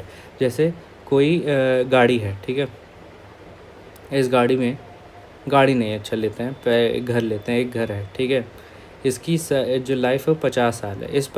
अब हर साल मैं कुछ अमाउंट ऑफ मनी इन्वेस्ट करूँगा और उस पर इंटरेस्ट लगेगा, ठीक है, जो कि इसके बराबर आ जाए, इसके बराबर, ठीक है, मतलब डिप्रिशिएट होगी ना, उस डिप्रिशिएशन को कवर करने के लिए हम कुछ अमाउंट ऑफ मनी हर साल इन्वेस्ट करेंगे और उस पर इंटरेस्ट जनरेट होगा, तो वो it is equal to this capital cost, जिसका फॉर्मूला होता है I equal to S R upon 1+R upon 100। इस फॉर्मूले को ऐसे भी लिख सकते हैं, कई जगह आपने देखा होगा ऐसे लिखा होता है, सेम फॉर्मूला है, कोई डिफरेंस नहीं है, ठीक है। इसमें जो आई होता है वो इंस्टॉलमेंट मनी होता है, एस जो होता है वो टोटल सिंकिंग फंड होता है जितना कलेक्ट करना, आई जो और आर जो होता है रेट ऑफ इंटरेस्ट होता है। यहाँ पे ये आर नहीं होगा, ये आई होगा, ठीक। फिर डिप्रिशिएशन क्या होता है, डिप्रिशिएशन होता है decrease in the valuation of the property, ठीक है। ये कैसे 3 तरीके के हो सकते हैं, physical depreciation, it is due to wear and tear, ठीक है। फंक्शनल डिप्रिसिएशन ऑब्सोलीन की वजह से हो जाता है, और कंटीजेंट डिप्रिसिएशन जो कि एक्सीडेंटल होता है। एक्सीडेंट जैसे कोई प्रॉपर्टी, उस प्रॉपर्टी में कोई मर गया, तो मरने की वजह से जो होता है ना उसे कंटीजेंट डिप्रिसिएशन कहते हैं। स्ट्रेट लाइन, देखिए डिप्रिसिएशन कैलकुलेट करने के तरीके होते हैं, मैं 2 मेन जो तरीके हैं वो ज़रूर डिस्कस कर लेते हैं, पेपर से इससे रिलेटेड काफ़ी क्वेश्चन आते हैं। तो पहला है straight line method. Straight line method क्या होता है, property loses it's value for same amount at every year. जैसे 50,000 की कोई सामान लिया मैंने, वो हर साल 10,000 से डिप्रिशिएट कर रही है, तो आखिरी में 5 साल बाद इसकी वैल्यू 0 हो जाएगी, तो ये स्क्रैप वैल्यू के बराबर हो जाएगी, ठीक है। तो कुछ सिलेक्टेड अमाउंट से वो चीज़ हमें हर साल डिप्रिशिएट होती है। इसका फॉर्मूला क्या होता है, original value minus scrap value upon number of years, ठीक है, ये फॉर्मूला होता है। देन कांस्टेंट परसेंटेज मेथड, या फिर जिसे डिक्लाइनिंग बैलेंस मेथड भी बोलते हैं। ये क्या होता है, property will lose its value by constant percentage of its value at the beginning of the year, ठीक है। जैसे 50,000 की कोई सामान थी, वो हर साल 8% से डिप्रिशिएट होती है, ठीक है, 8 से नहीं 10 से लिखते हैं, ठीक है, 10% से डिप्रिशिएट होती है, तो अगले साल ये हो जाएगी 45,000 की। अब इस 45,000 पे डिप्रिशिएशन होगा 10% का, फिर इस पे वैल्यू जो आएगी उस पे डिप्रिशिएशन होगा। तो इसका फॉर्मूला क्या होता है, 1 minus scrap value upon original value की पावर 1 अपॉन n, याद रखेंगे, ठीक है। तो स्ट्रेट लाइन मेथड जो होता है it is use for buildings, और कांस्टेंट परसेंटेज मेथड जो होता है it is used in electronic equipments. जैसे एग्जांपल ले सकते हैं, देन मेथड्स ऑफ वैल्यूएशन पे डिस्कस करते हैं। देखिए कई मेथड है जो इंपॉर्टेंट है मेथड्स ऑफ वैल्यूएशन में, उसे डिस्कस कर लेते हैं। पहला है rental based method. Rental based method जैसे दो प्रॉपर्टी है, ठीक है, इस पे मुझे रेंट 50,000 आ रहा है और इसकी 5,000 आ रहा है, इसकी प्रॉपर्टी की वैल्यू है, वैल्यूएशन जो निकालेंगे वो है 50,000, ठीक है। तो सेम क्वालिटी की है, सेम रोड पे है, तो इसकी भी हम 5,000 वैल्यू रेंटल के हिसाब से 50,000 निकालेंगे, ठीक है। ये होता है rental based method valuation. Suitable for property with new building, applicable when rent is known, ठीक है, कहाँ पे अप्लीकेबल होगा, वेन रेंट इज़ नोन और it is used in new building conditions. Valuation based on profit, valuation based on profit कैसे होता है, जैसे कोई रेस्टोरेंट है, ये कितना प्रॉफिट जनरेट कर रहा है, ठीक है, उस हिसाब से वैल्यूएशन निकाली जाती है। It is applicable in the cases of hotels, shops, cinemas. Net profit can be realize in the form of rent. फिर direct comparison with the capital value, suitable for open land, clubs, out homes etcetera. Method adopted when rental value is not available but evidence of sale price of property as a whole. इसमें क्या होता है, जैसे इस property की capital value थी, capital value क्या होता है, लैंड प्लस कंस्ट्रक्शन 1 लाख रुपए है, ठीक है। तो 1 लाख की जो वैल्यू आई उस हिसाब से इसका वैल्यू निकालेंगे तो ये कम, अब कुछ कॉस्ट बढ़ेगी ना, और कुछ बिल्डर भी अपना प्रॉफिट लेगा, तो उस हिसाब से इसकी वैल्यू 1,10,000 हो गई, ठीक है। तो ये होता है direct comparison with the capital value. फिर development method of valuation use for properties while in under developed stage. जैसे बिल्डर होते हैं ना, वो कह देते हैं, वो जब बनाना कोई भी फ्लैट या अपार्टमेंट बनाना शुरू करते हैं तो वो ये बोल के बेचते हैं कि ले लीजिए, सबसे अच्छा यही मिलेगा और यहाँ से अच्छा कहीं नहीं। तो ये अंडर डेवलप्ड स्टेज में है, बट वो पैसा ले लेते हैं और उसको वैल्यूएशन बना के बेचते हैं कि 3 BHK होगा, स्विमिंग पूल होगा और ये फैसिलिटीज़ होंगी, तो इस हिसाब से वो वैल्यूएशन लगाते हैं। देन आउटटर्न क्या होता है, it is a capacity of a worker, ठीक है, to do a work per day for 8 hours, ठीक है, ये भी लिख लीजिए, ठीक है। It is a capacity of a worker to do work per day for 8 hours. वो तो कितना काम कर लेता है। तो क्या आउटटर्न से काफ़ी क्वेश्चन आते हैं, काफ़ी क्वेश्चन आ चुके हैं, पहले नहीं आते थे, ठीक है, अब बहुत आने लगे। तो SSC भी काफ़ी पूछता है। तो कुछ चीज़ों के आउटटर्न आपको याद रखना बहुत इंपॉर्टेंट है, जो पहले पेपर में आ चुके हैं और थोड़े आसपास होने के। तो PCC 1:2:4 की जो PCC है उसका आउटटर्न कितना होता है, मतलब एक आदमी 5 मीटर क्यूब की एक दिन में 8 घंटा काम करेगा तो 5 मीटर क्यूब की वो आउटटर्न निकाल सकता है PCC में, ठीक है। लाइम कंक्रीट है तो 8.5 मीटर क्यूब, ठीक। रेनफोर्स ब्रिक वर्क है तो 1 मीटर क्यूब, RCC है तो 3 मीटर क्यूब, ठीक है। लाइम ब्रिक वर्क है या सीमेंट मोटार इन फाउंडेशन है तो 1.25 metre cube, sawing of softwood है 5.5 मीटर क्यूब और अर्थवर्क इन फाउंडेशन है तो 2.75 मीटर क्यूब। और भी आउटटर्न देखेंगे अभी आगे अगर होंगे तो। देन टेंडर एंड कॉन्ट्रैक्ट्स पे आते हैं। टेंडर एंड कॉन्ट्रैक्ट देखिए क्या होता है। टेंडर एक प्रोसेस होता है ताकि जो कॉन्ट्रैक्टर्स हैं उनको इनवाइट किया जाए थ्रू ट्रांसपेरेंट मोड, ठीक है। इसमें गवर्नमेंट इंस्टीट्यूशन, जैसे ये गवर्नमेंट इंस्टीट्यूशन है, ठीक है, ये टेंडर निकालती है कि अब मेरे पास 2 कॉन्ट्रैक्टर आए, ठीक है, अब यहाँ पे 2 कॉन्ट्रैक्टर ने अपना अपना टेंडर भरा, ठीक है। अब जिसका कम निकलेगा कॉन्ट्रैक्ट, ठीक है, जैसे इसका आया 1,000 रुपये एंड इसका आया 2,000 रुपये, ठीक है, तो गवर्नमेंट इसको दे देगी। जैसे कि आप देख सकते हैं इसको दिया तो ये काम करेगा अब, ठीक है। ये होता है टेंडर एंड कॉन्ट्रैक्ट। तो टेंडर क्या होता है, it is a process by which bids are invited from interested contractors to carry out specific packages. Then tender notice क्या होता है, ये ब्रीफ डिस्क्रिप्शन होता है ऑफ जॉन्ग bid tendered. Tender form printed standard form होता है of contract giving conditions of contract and rules of guidance. Quotation क्या होता है, it is a rates coated bye the contractor in the response to tender. Then 3 envelope system, देखिए 3 envelope system से related RRB JEE में अभी 2024 के paper में आया था क्वेश्चन।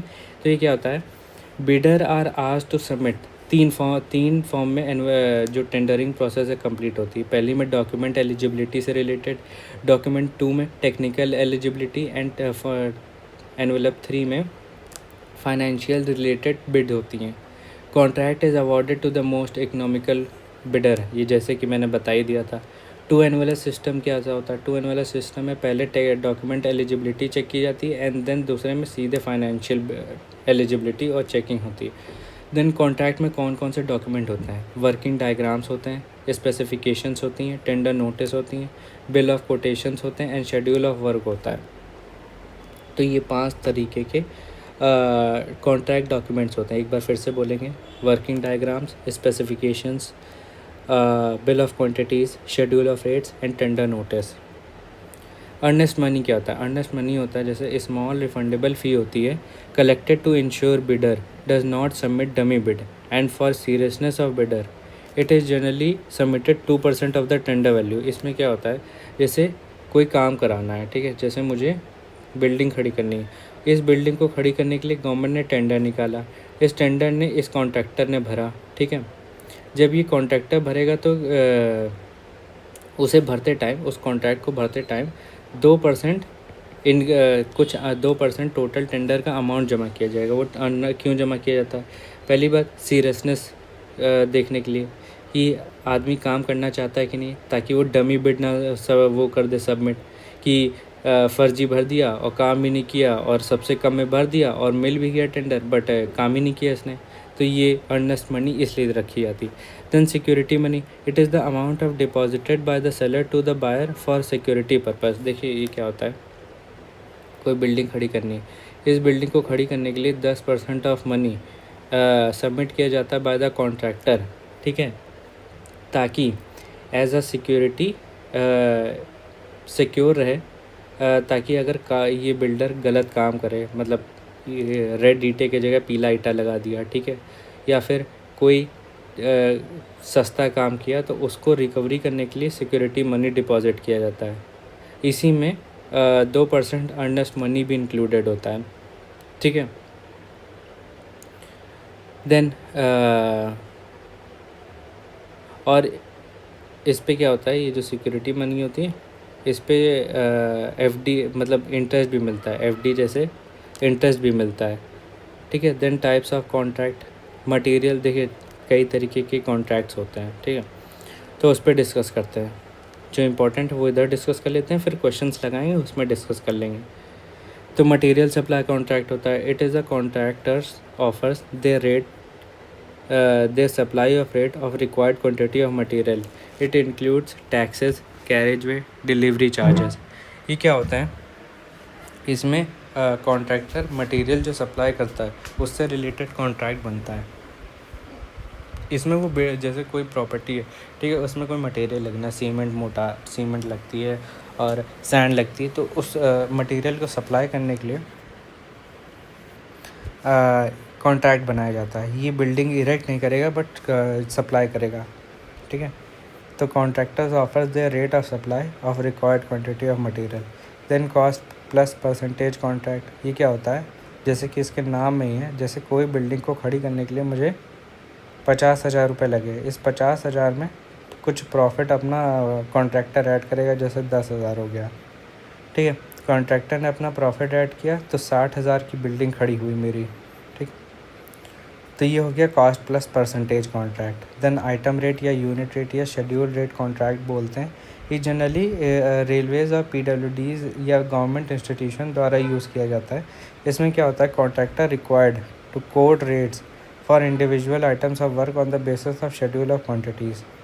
तो इसमें क्या होता है, जैसे 3 चीज़ें सप्लाई करनी है, पेंसिल, इरेज़र एंड शार्पनर, ठीक है, पेंसिल, इरेज़र एंड शार्पनर। तो इसमें क्या होता है, शेड्यूल ऑफ रेट्स में हर चीज़ की अलग अलग क्वांटिटी और अलग अलग रेट जो है उसमें इंडिविजुअल तरीके से सप्लाई होगी। जैसे 5 रुपये की पेंसिल, 6 रुपये की इरेज़र, 7 रुपये का शार्पनर, ठीक है। ये सब कुछ डिस्क्राइब्ड होगा, अलग अलग रेट्स कोट्स किए जाएंगे। Then labour contract quotes rates for all items, labour work excluding the material which is supplied by the department. इसमें क्या होता है, लेबर सप्लाई करने के लिए जो कॉन्ट्रैक्ट बनाया जाता है उसे लेबर कॉन्ट्रैक्ट कहते हैं। देन लमसम कॉन्ट्रैक्ट, ये लमसम कॉन्ट्रैक्ट से रिलेटेड का रिसेंट में काफ़ी क्वेश्चन पूछे गए हैं और अब भी पूछे जाते हैं, बच्चे अब भी गलत लगा देते हैं। तो it is a fixed price contract होता है पहली बात, और where contractor agrees to complete work for the fix sum. ये लाइन याद रखेंगे, फिक्स सम के लिए कॉन्ट्रैक्टर एग्री कर जाता है काम करने के लिए। Contractor undertakes all the contingencies, कोई भी दिक्कत होगी, ठीक है, तो कॉन्ट्रैक्टर अपने ऊपर लेगा, ठीक है, डिपार्टमेंट अपने ऊपर नहीं लेगा। जैसे कोई एक्सीडेंट हो गया या कोई भी दिक्कत हुई तो कॉन्ट्रैक्टर अपने ऊपर लेता है। It is generally done for petty works. Then rail RRB में एक मतलब रेलवे में 2019 में एक क्वेश्चन आया था कि आरए का फुल फॉर्म क्या होता है, तो ये ज़रूर याद रखिएगा, रनिंग अकाउंट बोलते हैं, रनिंग अकाउंट बिल होता है, ठीक है। इसमें क्या होता है, रनिंग अकाउंट बिल में जैसे कोई सामान है, ठीक है, वो टुकड़ों में सप्लाई हो रहा है, ठीक है, बाय सेम कॉन्ट्रैक्टर, तो उसका जो बिल है वो अपडेट होता रहता है, तो ये रनिंग अकाउंट बिल हो गया। Then piece work contract, it involves payment based on the quantity of items और यूनिट्स प्रोड्यूस्ड और वर्क कम्प्लीटली। ये पर यूनिट के हिसाब से, मतलब कितना काम किया उस हिसाब से कॉन्ट्रैक्ट पेमेंट होगा, उस हिसाब से कॉन्ट्रैक्ट बनता है। Then scheduled contract, scheduled contract क्या होता है, rate for various items of work are predetermined and provided in schedule, ठीक है। तो इसमें जो सामान सप्लाई करना है या कोई भी काम होना है उसका प्री डिटरमाइंड रेट होता है, पहले से पता कर लेते हैं और शेड्यूल में प्रोवाइड कर दिया जाता है। शेड्यूल ऑफ रेट्स क्या होता है, इट इज़ अ डॉक्यूमेंट, ठीक है, डॉक्यूमेंट होता है कंटेनिंग रेट्स एंड डिस्क्रिप्शंस, ठीक है, बट क्वांटिटी नहीं मेंशन की जाती है, ये याद रखिएगा, क्वांटिटी जो होती है वो नहीं मेंशन की जाती। ये काफ़ी अच्छा क्वेश्चन बन सकता है reason and assertion and reason में, कि शेड्यूल ऑफ रेट्स में रेट प्रोवाइड किया जाता है, क्या उसके साथ क्वांटिटीज़ भी प्रोवाइड की जा सकती है, तो उसमें नहीं प्रोवाइड की जाती, ये याद रखिएगा। It generally includes general conditions, general specifications, items of work, data for transportation, method of rate analysis, ठीक। देन कुछ फॉर्म से रिलेटेड क्वेश्चन है, काफ़ी बार पूछे गए हैं, अब तो काफ़ी और भी ज़्यादा पूछने लगे, तो उन्हें आगे क्वेश्चन में कवर कर लेंगे। तो फॉर्म 1 जो है वो कैश बुक के लिए यूज़ होता है। Form 21 muster roll, form 22 labour roll, form 23 measurement book के लिए, जिसे MB भी बोलते हैं शॉर्ट फॉर्म में। Form 24 first and last bill, form 28 जो होता है हैंड रेसिप्ट के लिए होता है। फिर से एक बार रिपीट मारेंगे, फॉर्म 1 कैश बुक के लिए, फॉर्म 21 मस्टर रोल के लिए, फॉर्म 22 लेबर रोल के लिए, फॉर्म 23 मेजरमेंट बुक के लिए, form 24 first and last bill के लिए, और फॉर्म 28 हैंड रेसिप्ट के लिए। हैंड रेसिप्ट क्या होती है अभी देखते हैं। तो कैश बुक फॉर्म 21 जो होती है, it records only cash transaction, performs dual role of journal and ledger. याद रखेंगे, जर्नल और लेजर दोनों का काम करता है फॉर्म 21, जिसे कैश बुक भी बोलते हैं, ठीक है। तो इसमें रिकॉर्ड की जाती है ट्रांजैक्शंस को। Then muster roll, it keeps record of, देखिए अलग अलग चीज़ों का रिकॉर्ड रखता है मस्टर रोल। कैसे, वेजेस, अनपेड वेजेस, ठीक, अटेंडेंस का, पेड वेजेस और पेमेंट मेड, और and work done by the daily work done by the labour. तो इसमें सब कुछ नोटेड होता है रिलेटेड टू लेबर, जिसमें पेमेंट हुआ वेजेस का कि नहीं हुआ, कितना काम किया उसने, ठीक है, अटेंडेंस होती है इसी में। Then hand receipt, it is a form of voucher intent to use for small and miscellaneous payment and advances. ये क्या होता है, जैसे इसमें जैसे कोई काम होना है, बहुत छोटा सा काम होना है, जैसे 200 रुपये का गाड़ी में पेट्रोल भराना है, ठीक है, मतलब गवर्नमेंट की गाड़ी यहाँ से चलती ना, तो उन गाड़ियों में पेट्रोल भराना होता है। उन पेट्रोल को भराने के लिए खर्च, अब इतना बड़ा तो खर्चा है नहीं, सिर्फ 200 रुपये का पेट्रोल भराना है, उसके लिए क्या पैसा मांगे, तो उसके लिए हैंड रेसिप्ट बना दी जाती है। हैंड रेसिप्ट क्या होती है, एक तरीके का वाउचर होता है, ठीक है, मिसलेनियस खर्चे के लिए होता है। देन वर्क, देखिए हैशटैग पॉइंट है, याद रखेंगे, कहीं ना कहीं यूज़ आया होगा। तो work consist of area measurement like plastering, it is called square items और सुपर आइटम्स। देखिए कोई भी एरिया या मीटर स्क्वायर या कोई यूनिट स्क्वायर के बेसिस पे काम हो रहा है, ठीक है, तो उसके स्क्वायर आइटम या सुपर आइटम बोलते हैं। और यही मीटर के फॉर्म, मतलब यही सिर्फ लीनियर के फॉर्म में, मतलब सिंगल यूनिट के फॉर्म में, जैसे मीटर हो गया या सेंटीमीटर हो गया, जैसे कॉर्निस को रनिंग मीटर भी, कॉर्निस को मीटर में नापा जाता है और उसी मीटर को रनिंग मीटर भी बोलते हैं, ठीक है, याद रखिएगा। स्क्वायर या एरिया वाले सिस्टम में मीटर्स वो सुपर आइटम्स या स्क्वायर आइटम्स बोलते हैं। Then deductions for opening with semi circular arch open, ये फॉर्मूला है, ठीक है, ये एसएससी जेई में आया हुआ है, याद रखेंगे। देन आउटटर्न, देखिए आउटटर्न मैंने बताना, आउटटर्न से रिलेटेड काफ़ी आगे मिलेंगे आपको। 20 mm, ठीक है, थिक डीपीसी के लिए कितनी आउटटर्न होती है, तो याद रखिएगा 20 मीटर स्क्वायर होती है। और यहीं 25 सेंटीमीटर के लिए 12.5 मीटर स्क्वायर होती है, याद रखिएगा। 20 सेंटीमीटर के लिए 20 सेंटीमीटर के लिए 20 मीटर स्क्वायर एंड 25 के लिए सेंटीमीटर के लिए 25 mm के लिए, सॉरी 25 mm के लिए 12.5 metre square. Then decrepitude, it is a type of physical depreciation, देखिए फिज़िकल डेप्रिसिएशन को डिसरेप्टिट्यूड बोलते हैं, याद रखिएगा। देन डिटेल्ड एस्टिमेट, देखिए हाँ, ये फर्स्ट क्लास बिल्डिंग जो होती है, फर्स्ट क्लास बिल्डिंग देखिए, first class BRICS and plus cement या फिर लाइम मोटार से बनती है, याद रखिएगा। सेकंड क्लास ब्रिक के साथ प्लस लाइम मोटार पर के साथ बनती है। और थर्ड क्लास जो ब्रिक होती है वो सेकंड क्लास ब्रिक के साथ मड मोटार यूज़ किया जाता है। यहीं एंड जो फोर्थ क्लास ब्रिक होता है, फोर्थ क्लास वो बिल्डिंग होती है, ये टेम्परेरी बिल्डिंग होती है, ये बनाई जाती है कच्चे ब्रिक के साथ और मड मोटार के साथ, ये याद रखिएगा, ठीक, ये आ सकता है। Then detail estimate give most accurate result called definitive estimate, याद रखिएगा। जैसे अभी रेलवे में एक क्वेश्चन पूछा गया था सेकेंड शिफ्ट में, जो रिपीट हुई थी, उसमें एक क्वेश्चन पूछा गया था, उसमें एक ऑप्शन था थॉरो एस्टिमेट, ठीक है। थॉरो एस्टिमेट कोई तरीके का एस्टिमेट नहीं होता, याद रखिएगा उन्हें उस, ठीक है, तो याद रखिएगा कि जो डेफिनेटिव एस्टिमेट है ये एक तरीके का होता है एस्टिमेट। इसमें क्या होता है, डिटेल्ड एस्टिमेट किया जाता है फॉर मोस्ट एक्यूरेट रिजल्ट, तो याद रखिएगा डेफिनेट एस्टिमेट होता है। देन प्रोबेबिलिस्टिक एस्टिमेट क्या होता है, involves uncertainties associated with project, ये आता है प्रोबेबिलिस्टिक एस्टिमेट में। प्रोबेबिलिस्टिक एस्टिमेट होता है, इसमें जो एक्स्ट्रा खर्चे या कंटिजेंसीज आती हैं उसे भी जोड़ा जाता है। Then tolerance limit of measurement, तो ये इससे भी काफ़ी क्वेश्चन आया, तो इसे भी ज़रूरी है पढ़ना।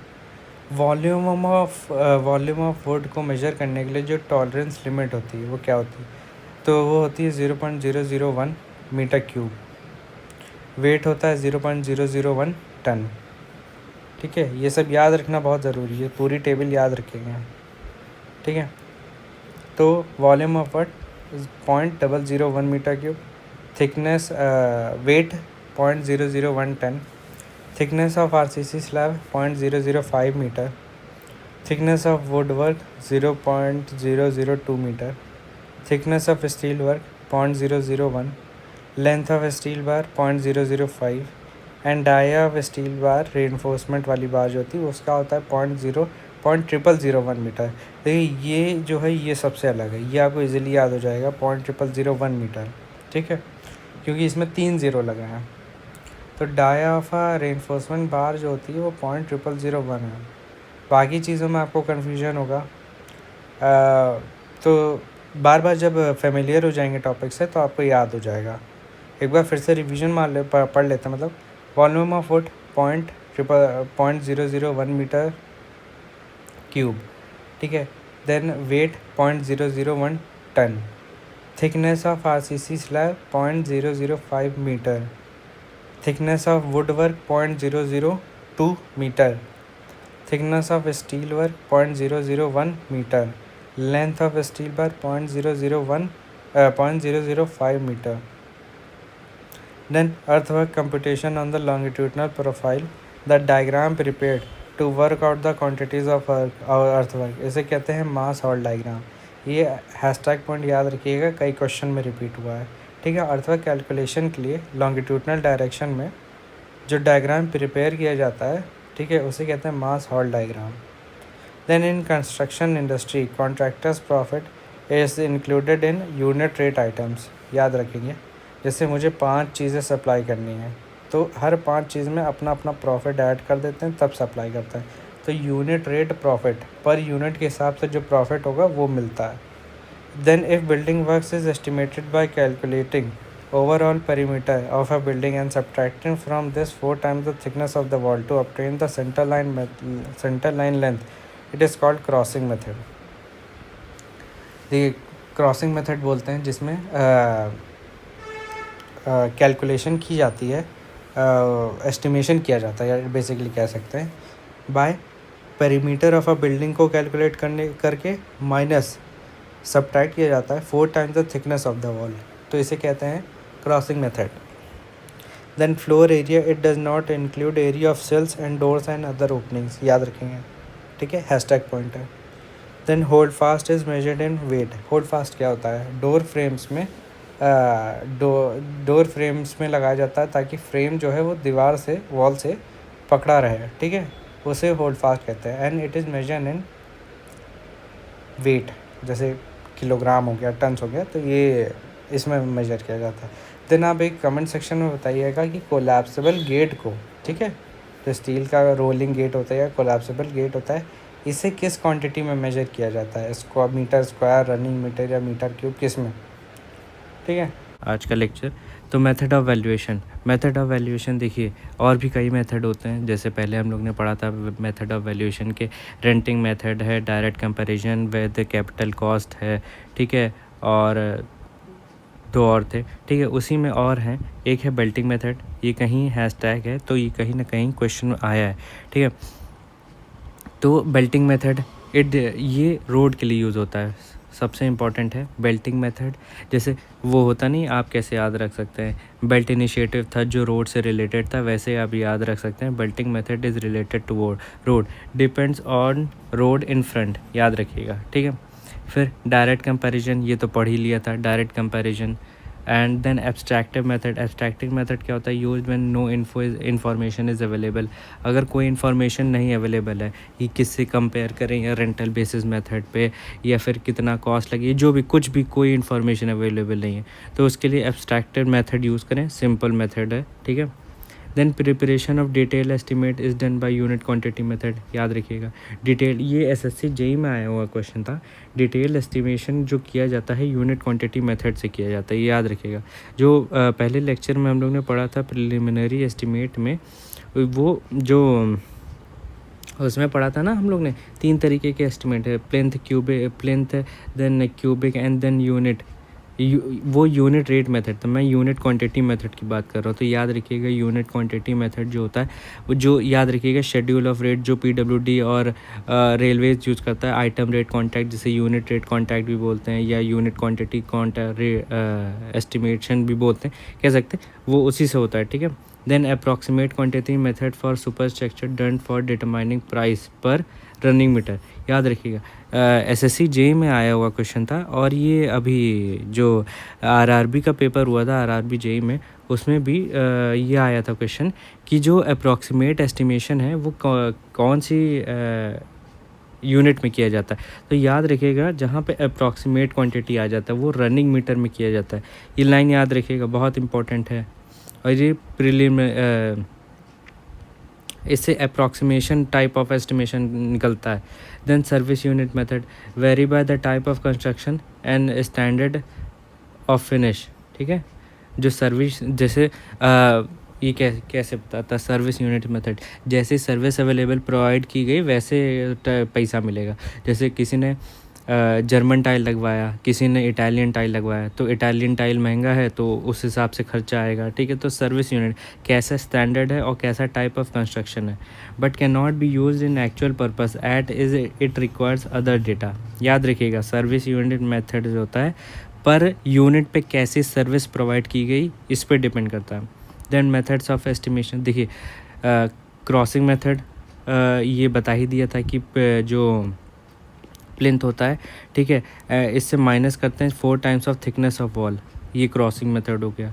फिर centre line method, in out to out and in to in method, bay method, service unit method.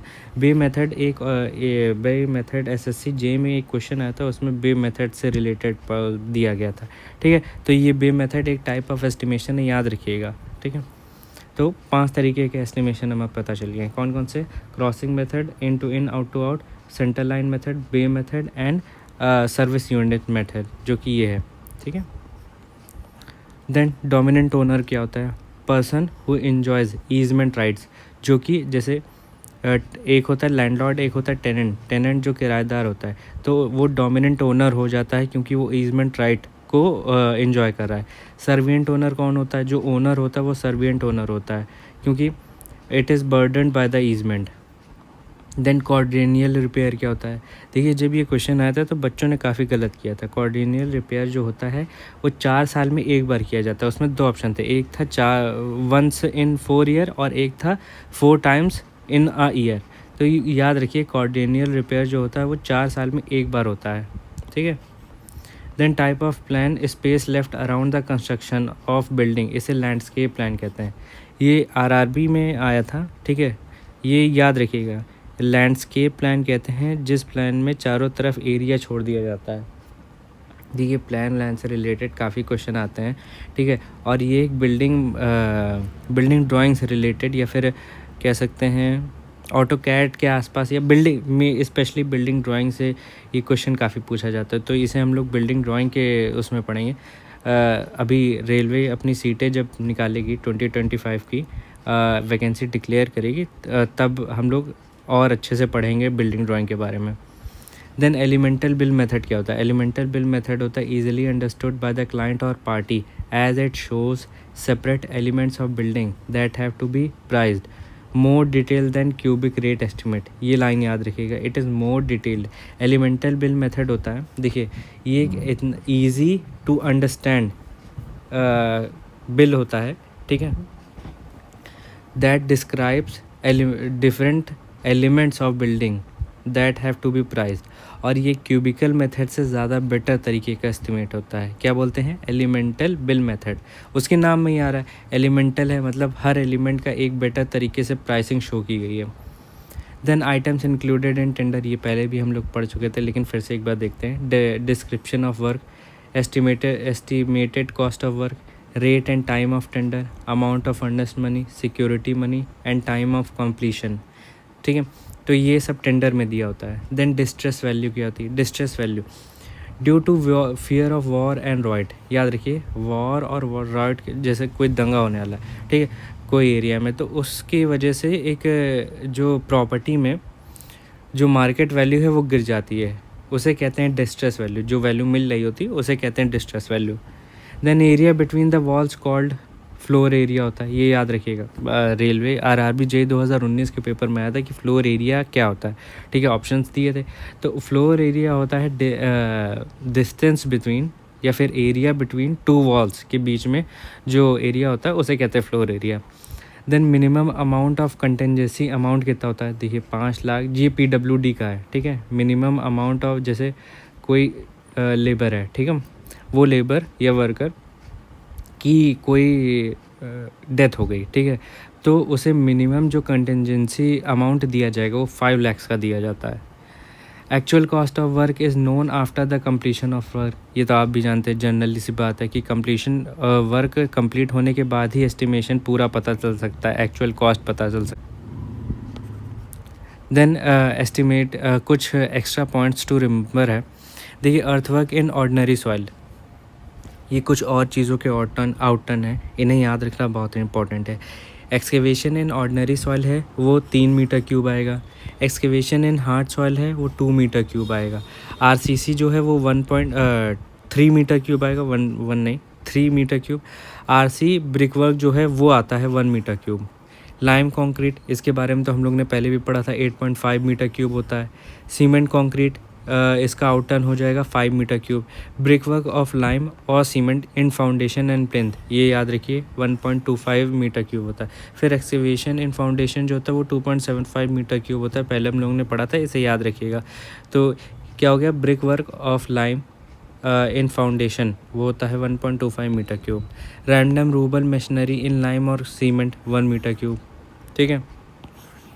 2.5 centimetre की कंक्रीट फ्लोर 7.5 मीटर स्क्वायर, याद रखिएगा 2.5 सेंटीमीटर की कंक्रीट फ्लोर 7.5 सेंटीमीटर स्क्वायर होगा, ठीक है, आउटटर्न।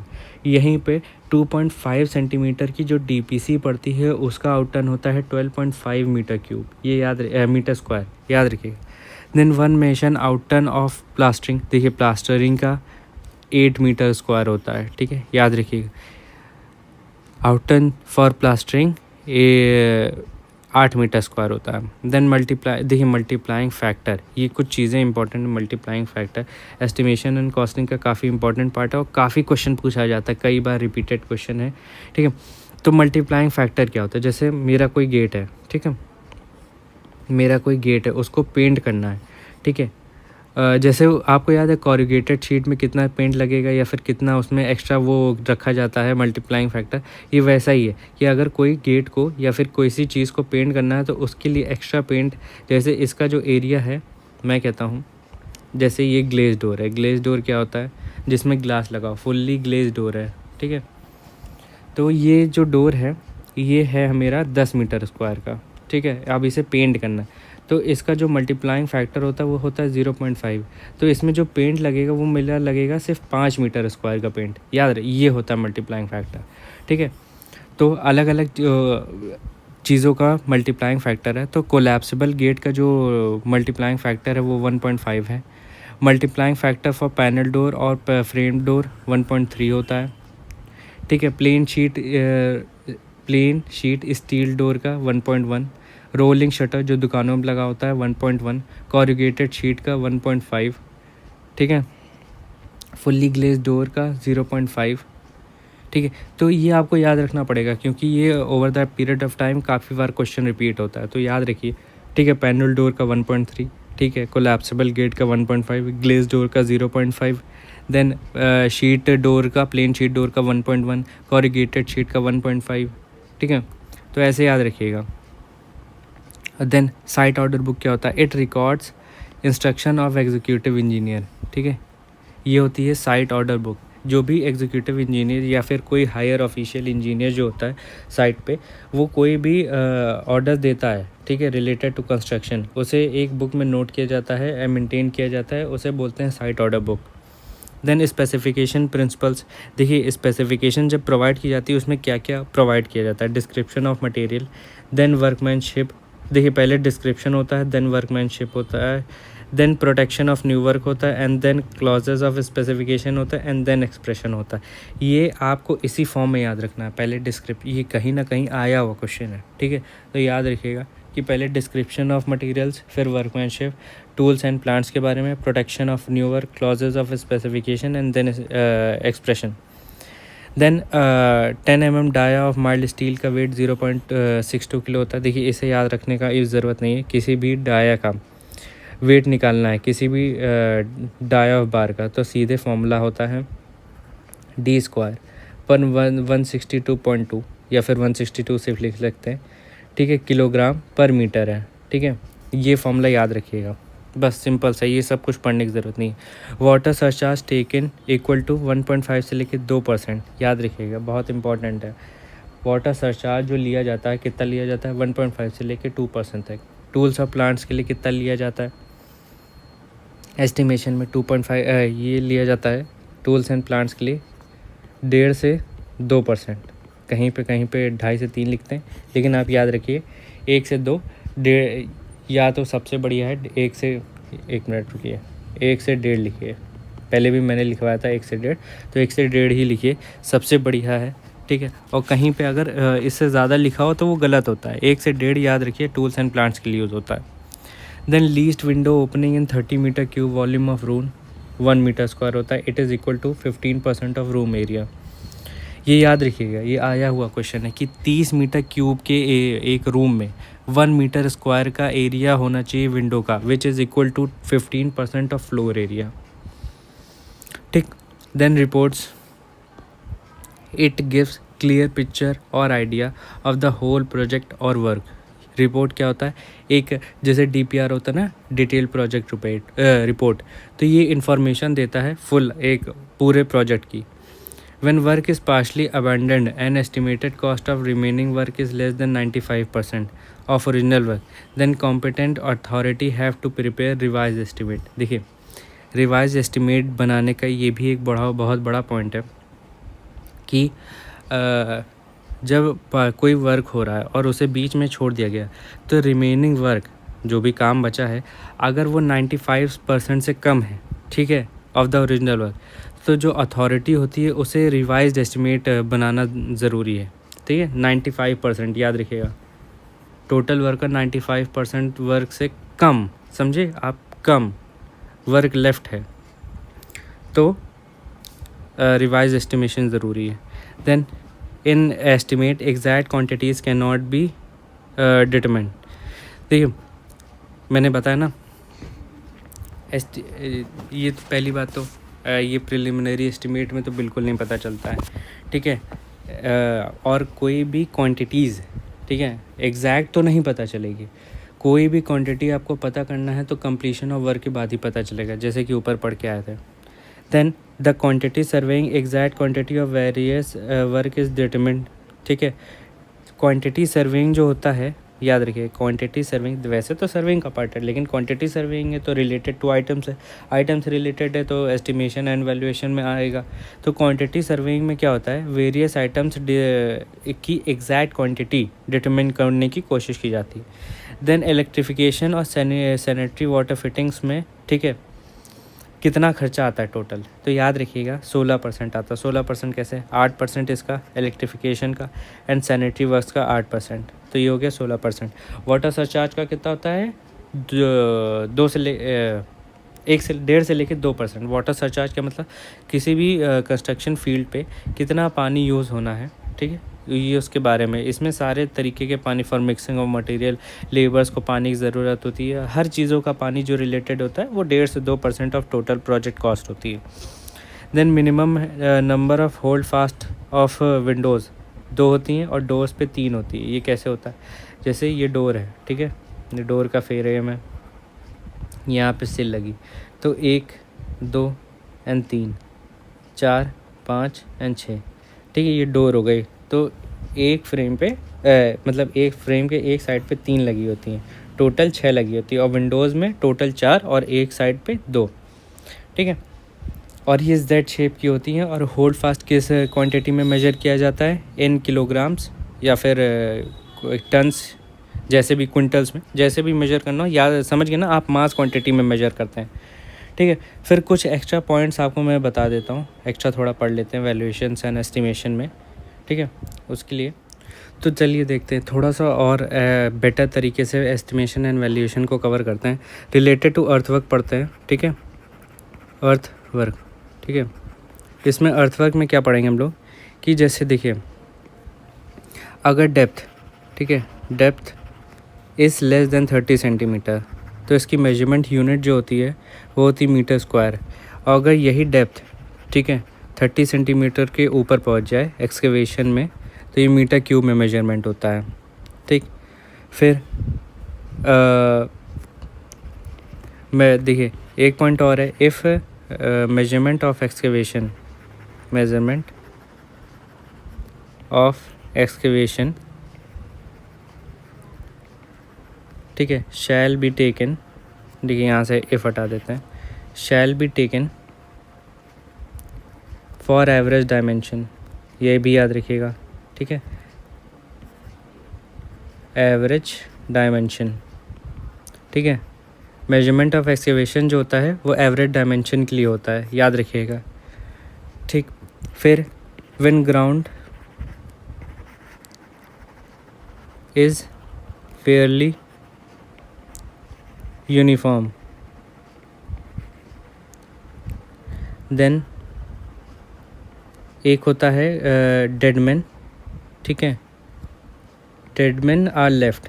जो अगर देखिए ये बहुत इंपॉर्टेंट पॉइंट है, ये जो डेड मैन एंड एक चीज़ और बताऊंगा, ये बहुत इंपॉर्टेंट पॉइंट है, इसे याद रखिएगा। When ground is fairly uniform, अगर ग्राउंड जो है वो जो यूनिफॉर्म कंडीशन में, मतलब जो उसकी सतह है वो यूनिफॉर्म है, तो डेड मैन्स लेफ्ट किए जाते हैं, ठीक है। क्यों लेफ्ट किए जाते हैं अभी मैं बताता हूँ। और when ground is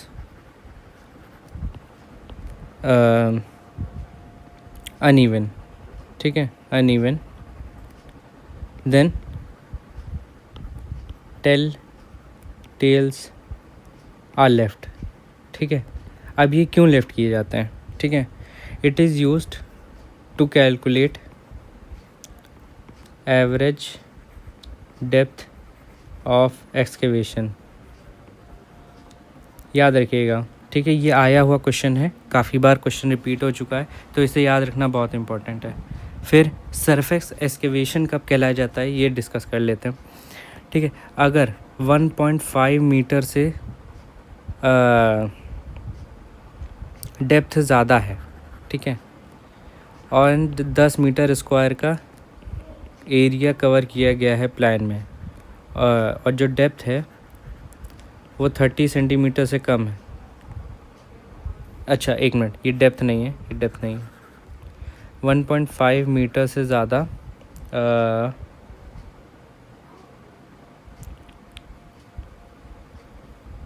surface excavation जो है 1.5 मीटर से ज़्यादा एंड 10 मीटर स्क्वायर का प्लान एरिया, और जो डेप्थ है वो 30 सेंटीमीटर से कम है, तो it is considered as surface excavation, ठीक है, याद रखिएगा, सरफेस एक्सकेवेशन कहलाया जाता है, ठीक है। 10 मीटर स्क्वायर का एरिया, 30 सेंटीमीटर से कम डेप्थ है और 1.5 मीटर से ज़्यादा का सरफेस एक्सकेवेशन है, तो उसे सरफेस एक्सकेवेशन कहलाया जाता है। देन लीड एंड लिफ्ट के बारे में पढ़ते हैं। लीड एंड लिफ्ट, पहले लीड के बारे में पढ़ते हैं। ये क्या होता है, एवरेज हॉरिजॉन्टल डिस्टेंस होता है between source of soil to deposition of soil, deposition of soil, इसे ये लीड होता है, ठीक है। मतलब जैसे क्या हुआ, ये मैंने जैसे यहाँ मैंने गड्ढा खोदा, ठीक है, और यहाँ हमारी ट्रक खड़ी थी, यहाँ से हम गए और यहाँ पे हमने इकट्ठा कर दिया, ठीक है, यहाँ से गए एंड यहाँ इकट्ठा कर दिया। तो यहाँ से यहाँ तक का जो डिस्टेंस होता है सेंटर टू सेंटर, यहाँ के सेंटर से जो डिस्टेंस होता है, ठीक है, इसे कहते हैं लीड, ठीक है। एंड यहीं पे एक लिफ्ट होता है। लिफ्ट क्या होता है, ठीक है, लिफ्ट बता देता हूँ। इट इज़ एवरेज और सेंटर टू सेंटर डिस्टेंस, एक minute, vertical distance between source of soil to deposition of soil, ठीक है। ये होता है लिफ्ट, मतलब यहाँ से लेके यहाँ तक का डिस्टेंस, इसे कहते हैं लिफ्ट, ठीक है। ये जो देखिए अर्थवर्क के लिए, फॉर अर्थवर्क जो लीड होता है वो 30 मीटर रखा जाता है, lead equal to 30 metre, and जो लिफ्ट होता है वो होता है 1.5 मीटर, ठीक है, याद रखिएगा, 30 metre lead and 1.5 metre lift, इसे बोलते हैं अर्थवर्क के लिए। देन कुछ चीज़ें और पढ़ते हैं, ठीक है, जैसे एस्टिमेशन में, जैसे लिंटल एंड स्लैब में, देखिए यहाँ पे हमारा वो ख़त्म हो गया, अर्थवर्क से रिलेटेड जो भी चीज़ें थी वो यहाँ पे ख़त्म हो जाती हैं। फिर कुछ चीज़ें और पढ़ते हैं। शटरिंग क्या होती है, शटरिंग आपको जैसे पता होगा क्या होता है, use to support vertical sections, ठीक है, ये हो गई शटरिंग। एंड यहीं पे सेंटरिंग क्या होती है, सेंटरिंग ये जो होता है ये हमारा होता है use to support horizontal sections, ठीक है। ये हमारा शटरिंग और सेंटरिंग में डिफरेंस, ठीक है, याद रखिएगा, बहुत ज़रूरी है। फिर कुछ प्लास्टर वर्क के बारे में पढ़ लेते हैं चीज़ें। प्लास्टर वर्क बहुत इंपॉर्टेंट है, प्लास्टर वर्क के बारे में पढ़ना, काफ़ी क्वेश्चंस रिपीट होते हैं, जैसे कि आपने कभी देखा होगा। एक मैं अभी बताता हूँ क्या। जैसे प्लास्टर वर्क में इफ़ एरिया ऑफ ओपनिंग, ठीक है, area of opening 0.5 metre square से कम है तो डिडक्शंस नहीं होते हैं, नो डिडक्शंस। डिडक्शंस क्या होते हैं, देखिए डिडक्शंस जैसे मैंने बताया था ना, सेंटर लाइन मेथड में डिडक्शंस किए जाते हैं, ठीक है, एल जंक्शंस पे, क्रॉसिंग जंक्शंस पे और टी जंक्शंस पे वैसे डिडक्शंस होते हैं, ठीक है। तो अगर प्लास्टरिंग वर्क में 0.5 मीटर स्क्वायर से कम का एरिया ओपनिंग है तो no deductions are made. Then if area of opening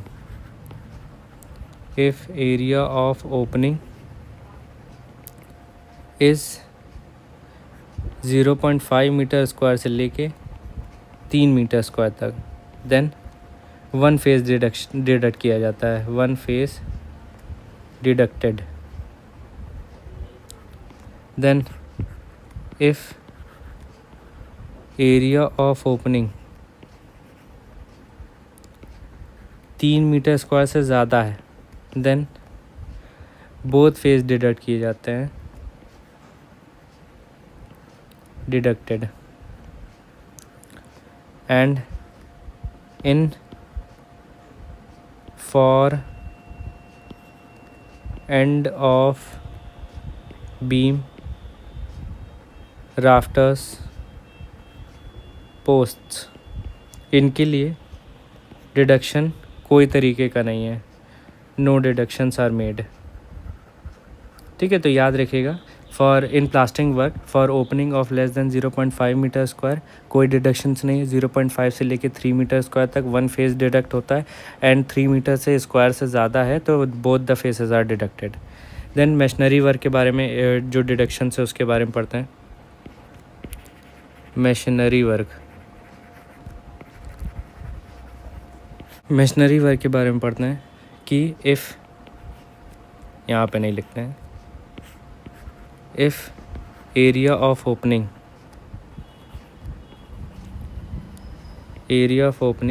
is less than 0.1 metre square then no deductions are made, ठीक है, नो डिडक्शन, ठीक है। एरिया ऑफ ओपनिंग जो है मशीनरी वॉल में, जब मशीनरी वॉल का कंस्ट्रक्शन होता है, ठीक है, तो उसमें एरिया ऑफ ओपनिंग अगर 0.1 मीटर स्क्वायर से कम है तो no deductions are made. For end of beam, rafters, purlins, soffits. Soffit क्या होता है, सॉफिट अंडर स्ट्रक्चर होता है किसी भी चीज़ का, जैसे ये सीढ़ी है तो इसका ये जो अंडर वाला स्ट्रक्चर है इसे लैंडिंग बोलते हैं, इस लैंडिंग के नीचे वाले स्ट्रक्चर को सॉफिट बोलते हैं। तो ये सॉफिट जो है for end of the beam, rafter and purlins and soffit, इसमें जो up to 0.05 metre square no deductions are made, ठीक है। देन फॉर बियरिंग ऑफ छज्जा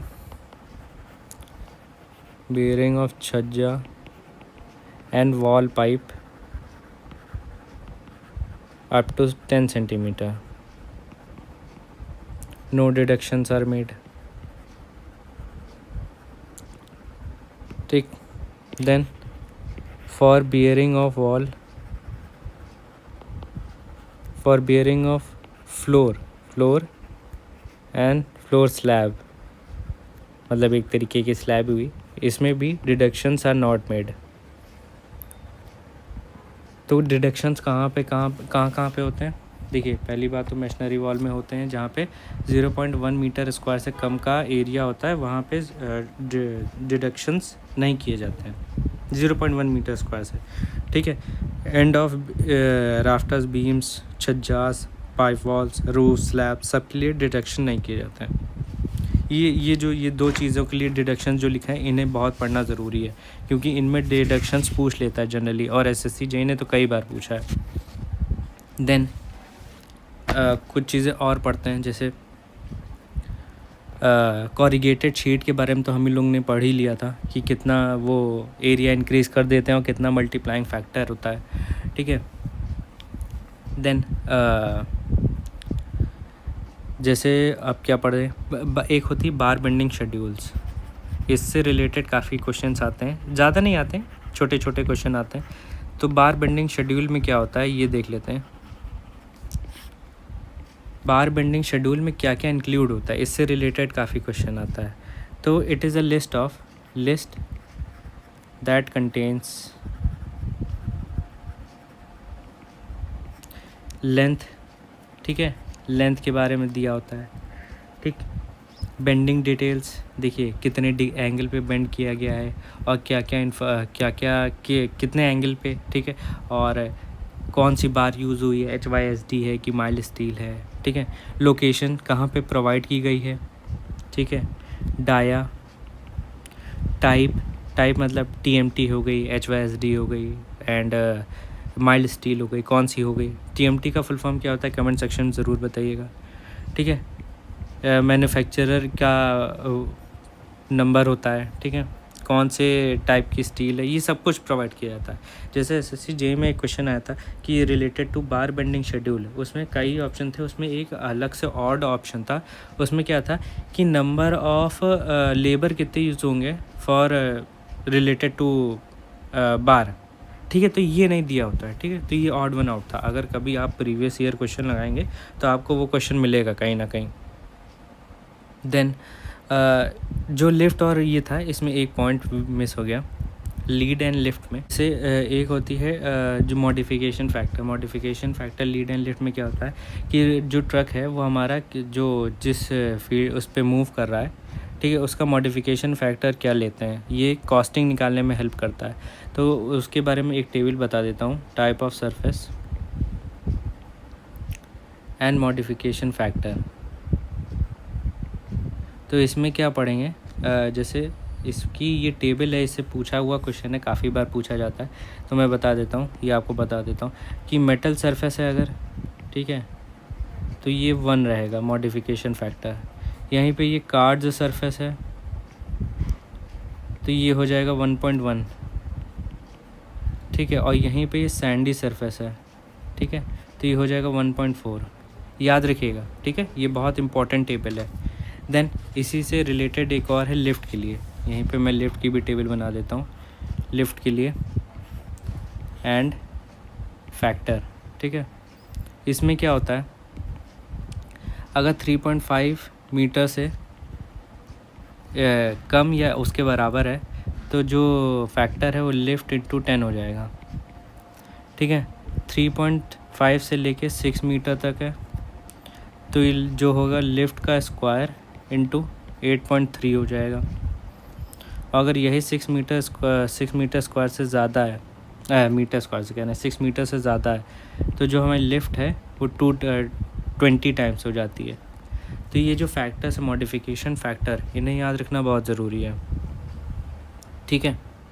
तो 3.5 मीटर के लिए जो लिफ्ट है उसके लिए जो फैक्टर है वो lift in 10 times of lift है। यहीं पे 3.5 से लेके 6 मीटर तक है तो लिफ्ट का स्क्वायर इंटू 8.3, और यहीं अगर 6 मीटर से ज़्यादा है तो लिफ्ट इंटू 20 हो जाएगा, 20 टाइम्स ऑफ लिफ्ट कह सकते हैं। देन एक और पॉइंट कि मैं अलग से इसी में लिखवा देता हूँ, मशीनरी से रिलेटेड है कि इन मशीनरी फॉर्म वर्क, ठीक है, ये फॉर्म वर्क से रिलेटेड है। For opening of 0.4 metre square या up to 4 metre square, no deductions are made. याद रखिएगा, in machinery work, in form work वाली कंडीशन में, इन मशीनरी फॉर्म वर्क, ठीक है, no deductions are made up to 0.4 metre square, ये याद रखिएगा। फिर ये टेबल याद रखिएगा, मैंने लिखाई दिया है। मेटल सरफेस के लिए 1, कार्ड्स के लिए 1.1 एंड सैंडी के लिए 1.4। देन और जैसे कुछ चीज़ें हैं, कुछ चीज़ें जैसे क्रैंक लेंथ, ये तो चलिए हम स्टील में पढ़ेंगे, नहीं तो उसमें पढ़ लेंगे, किस में बोलते हैं, आरसीसी में पढ़ लेंगे, ठीक है। फिर सर्वेइंग में एक चीज़ आपको पढ़ानी थी, क्वांटिटी ऑफ अर्थवर्क से रिलेटेड, इसे हम लोग यहीं पढ़ लेते हैं, या फिर इसके लिए एक अलग क्लास रखेंगे, कल पढ़ लेते हैं क्वांटिटीज़ ऑफ अर्थवर्क या फिर रोड एस्टिमेशन जिसे बोलते हैं, जिसमें ट्रेपेजॉइडल मेथड और प्रिस्मोइडल मेथड से रिलेटेड चीज़ें पढ़ते हैं ना, ये कल पढ़ लेंगे। इससे की काफ़ी क्वेश्चन आते हैं, एसएससी जेईई के प्रीवियस ईयर में भी आया था क्वेश्चन। तो आज के लिए इतना ही रखते हैं, कल रोड एस्टिमेट से रिलेटेड चीज़ें पढ़ेंगे। तो चैनल को सब्सक्राइब कीजिएगा एंड वीडियो को लाइक कीजिएगा एंड शेयर कीजिएगा। Thank you.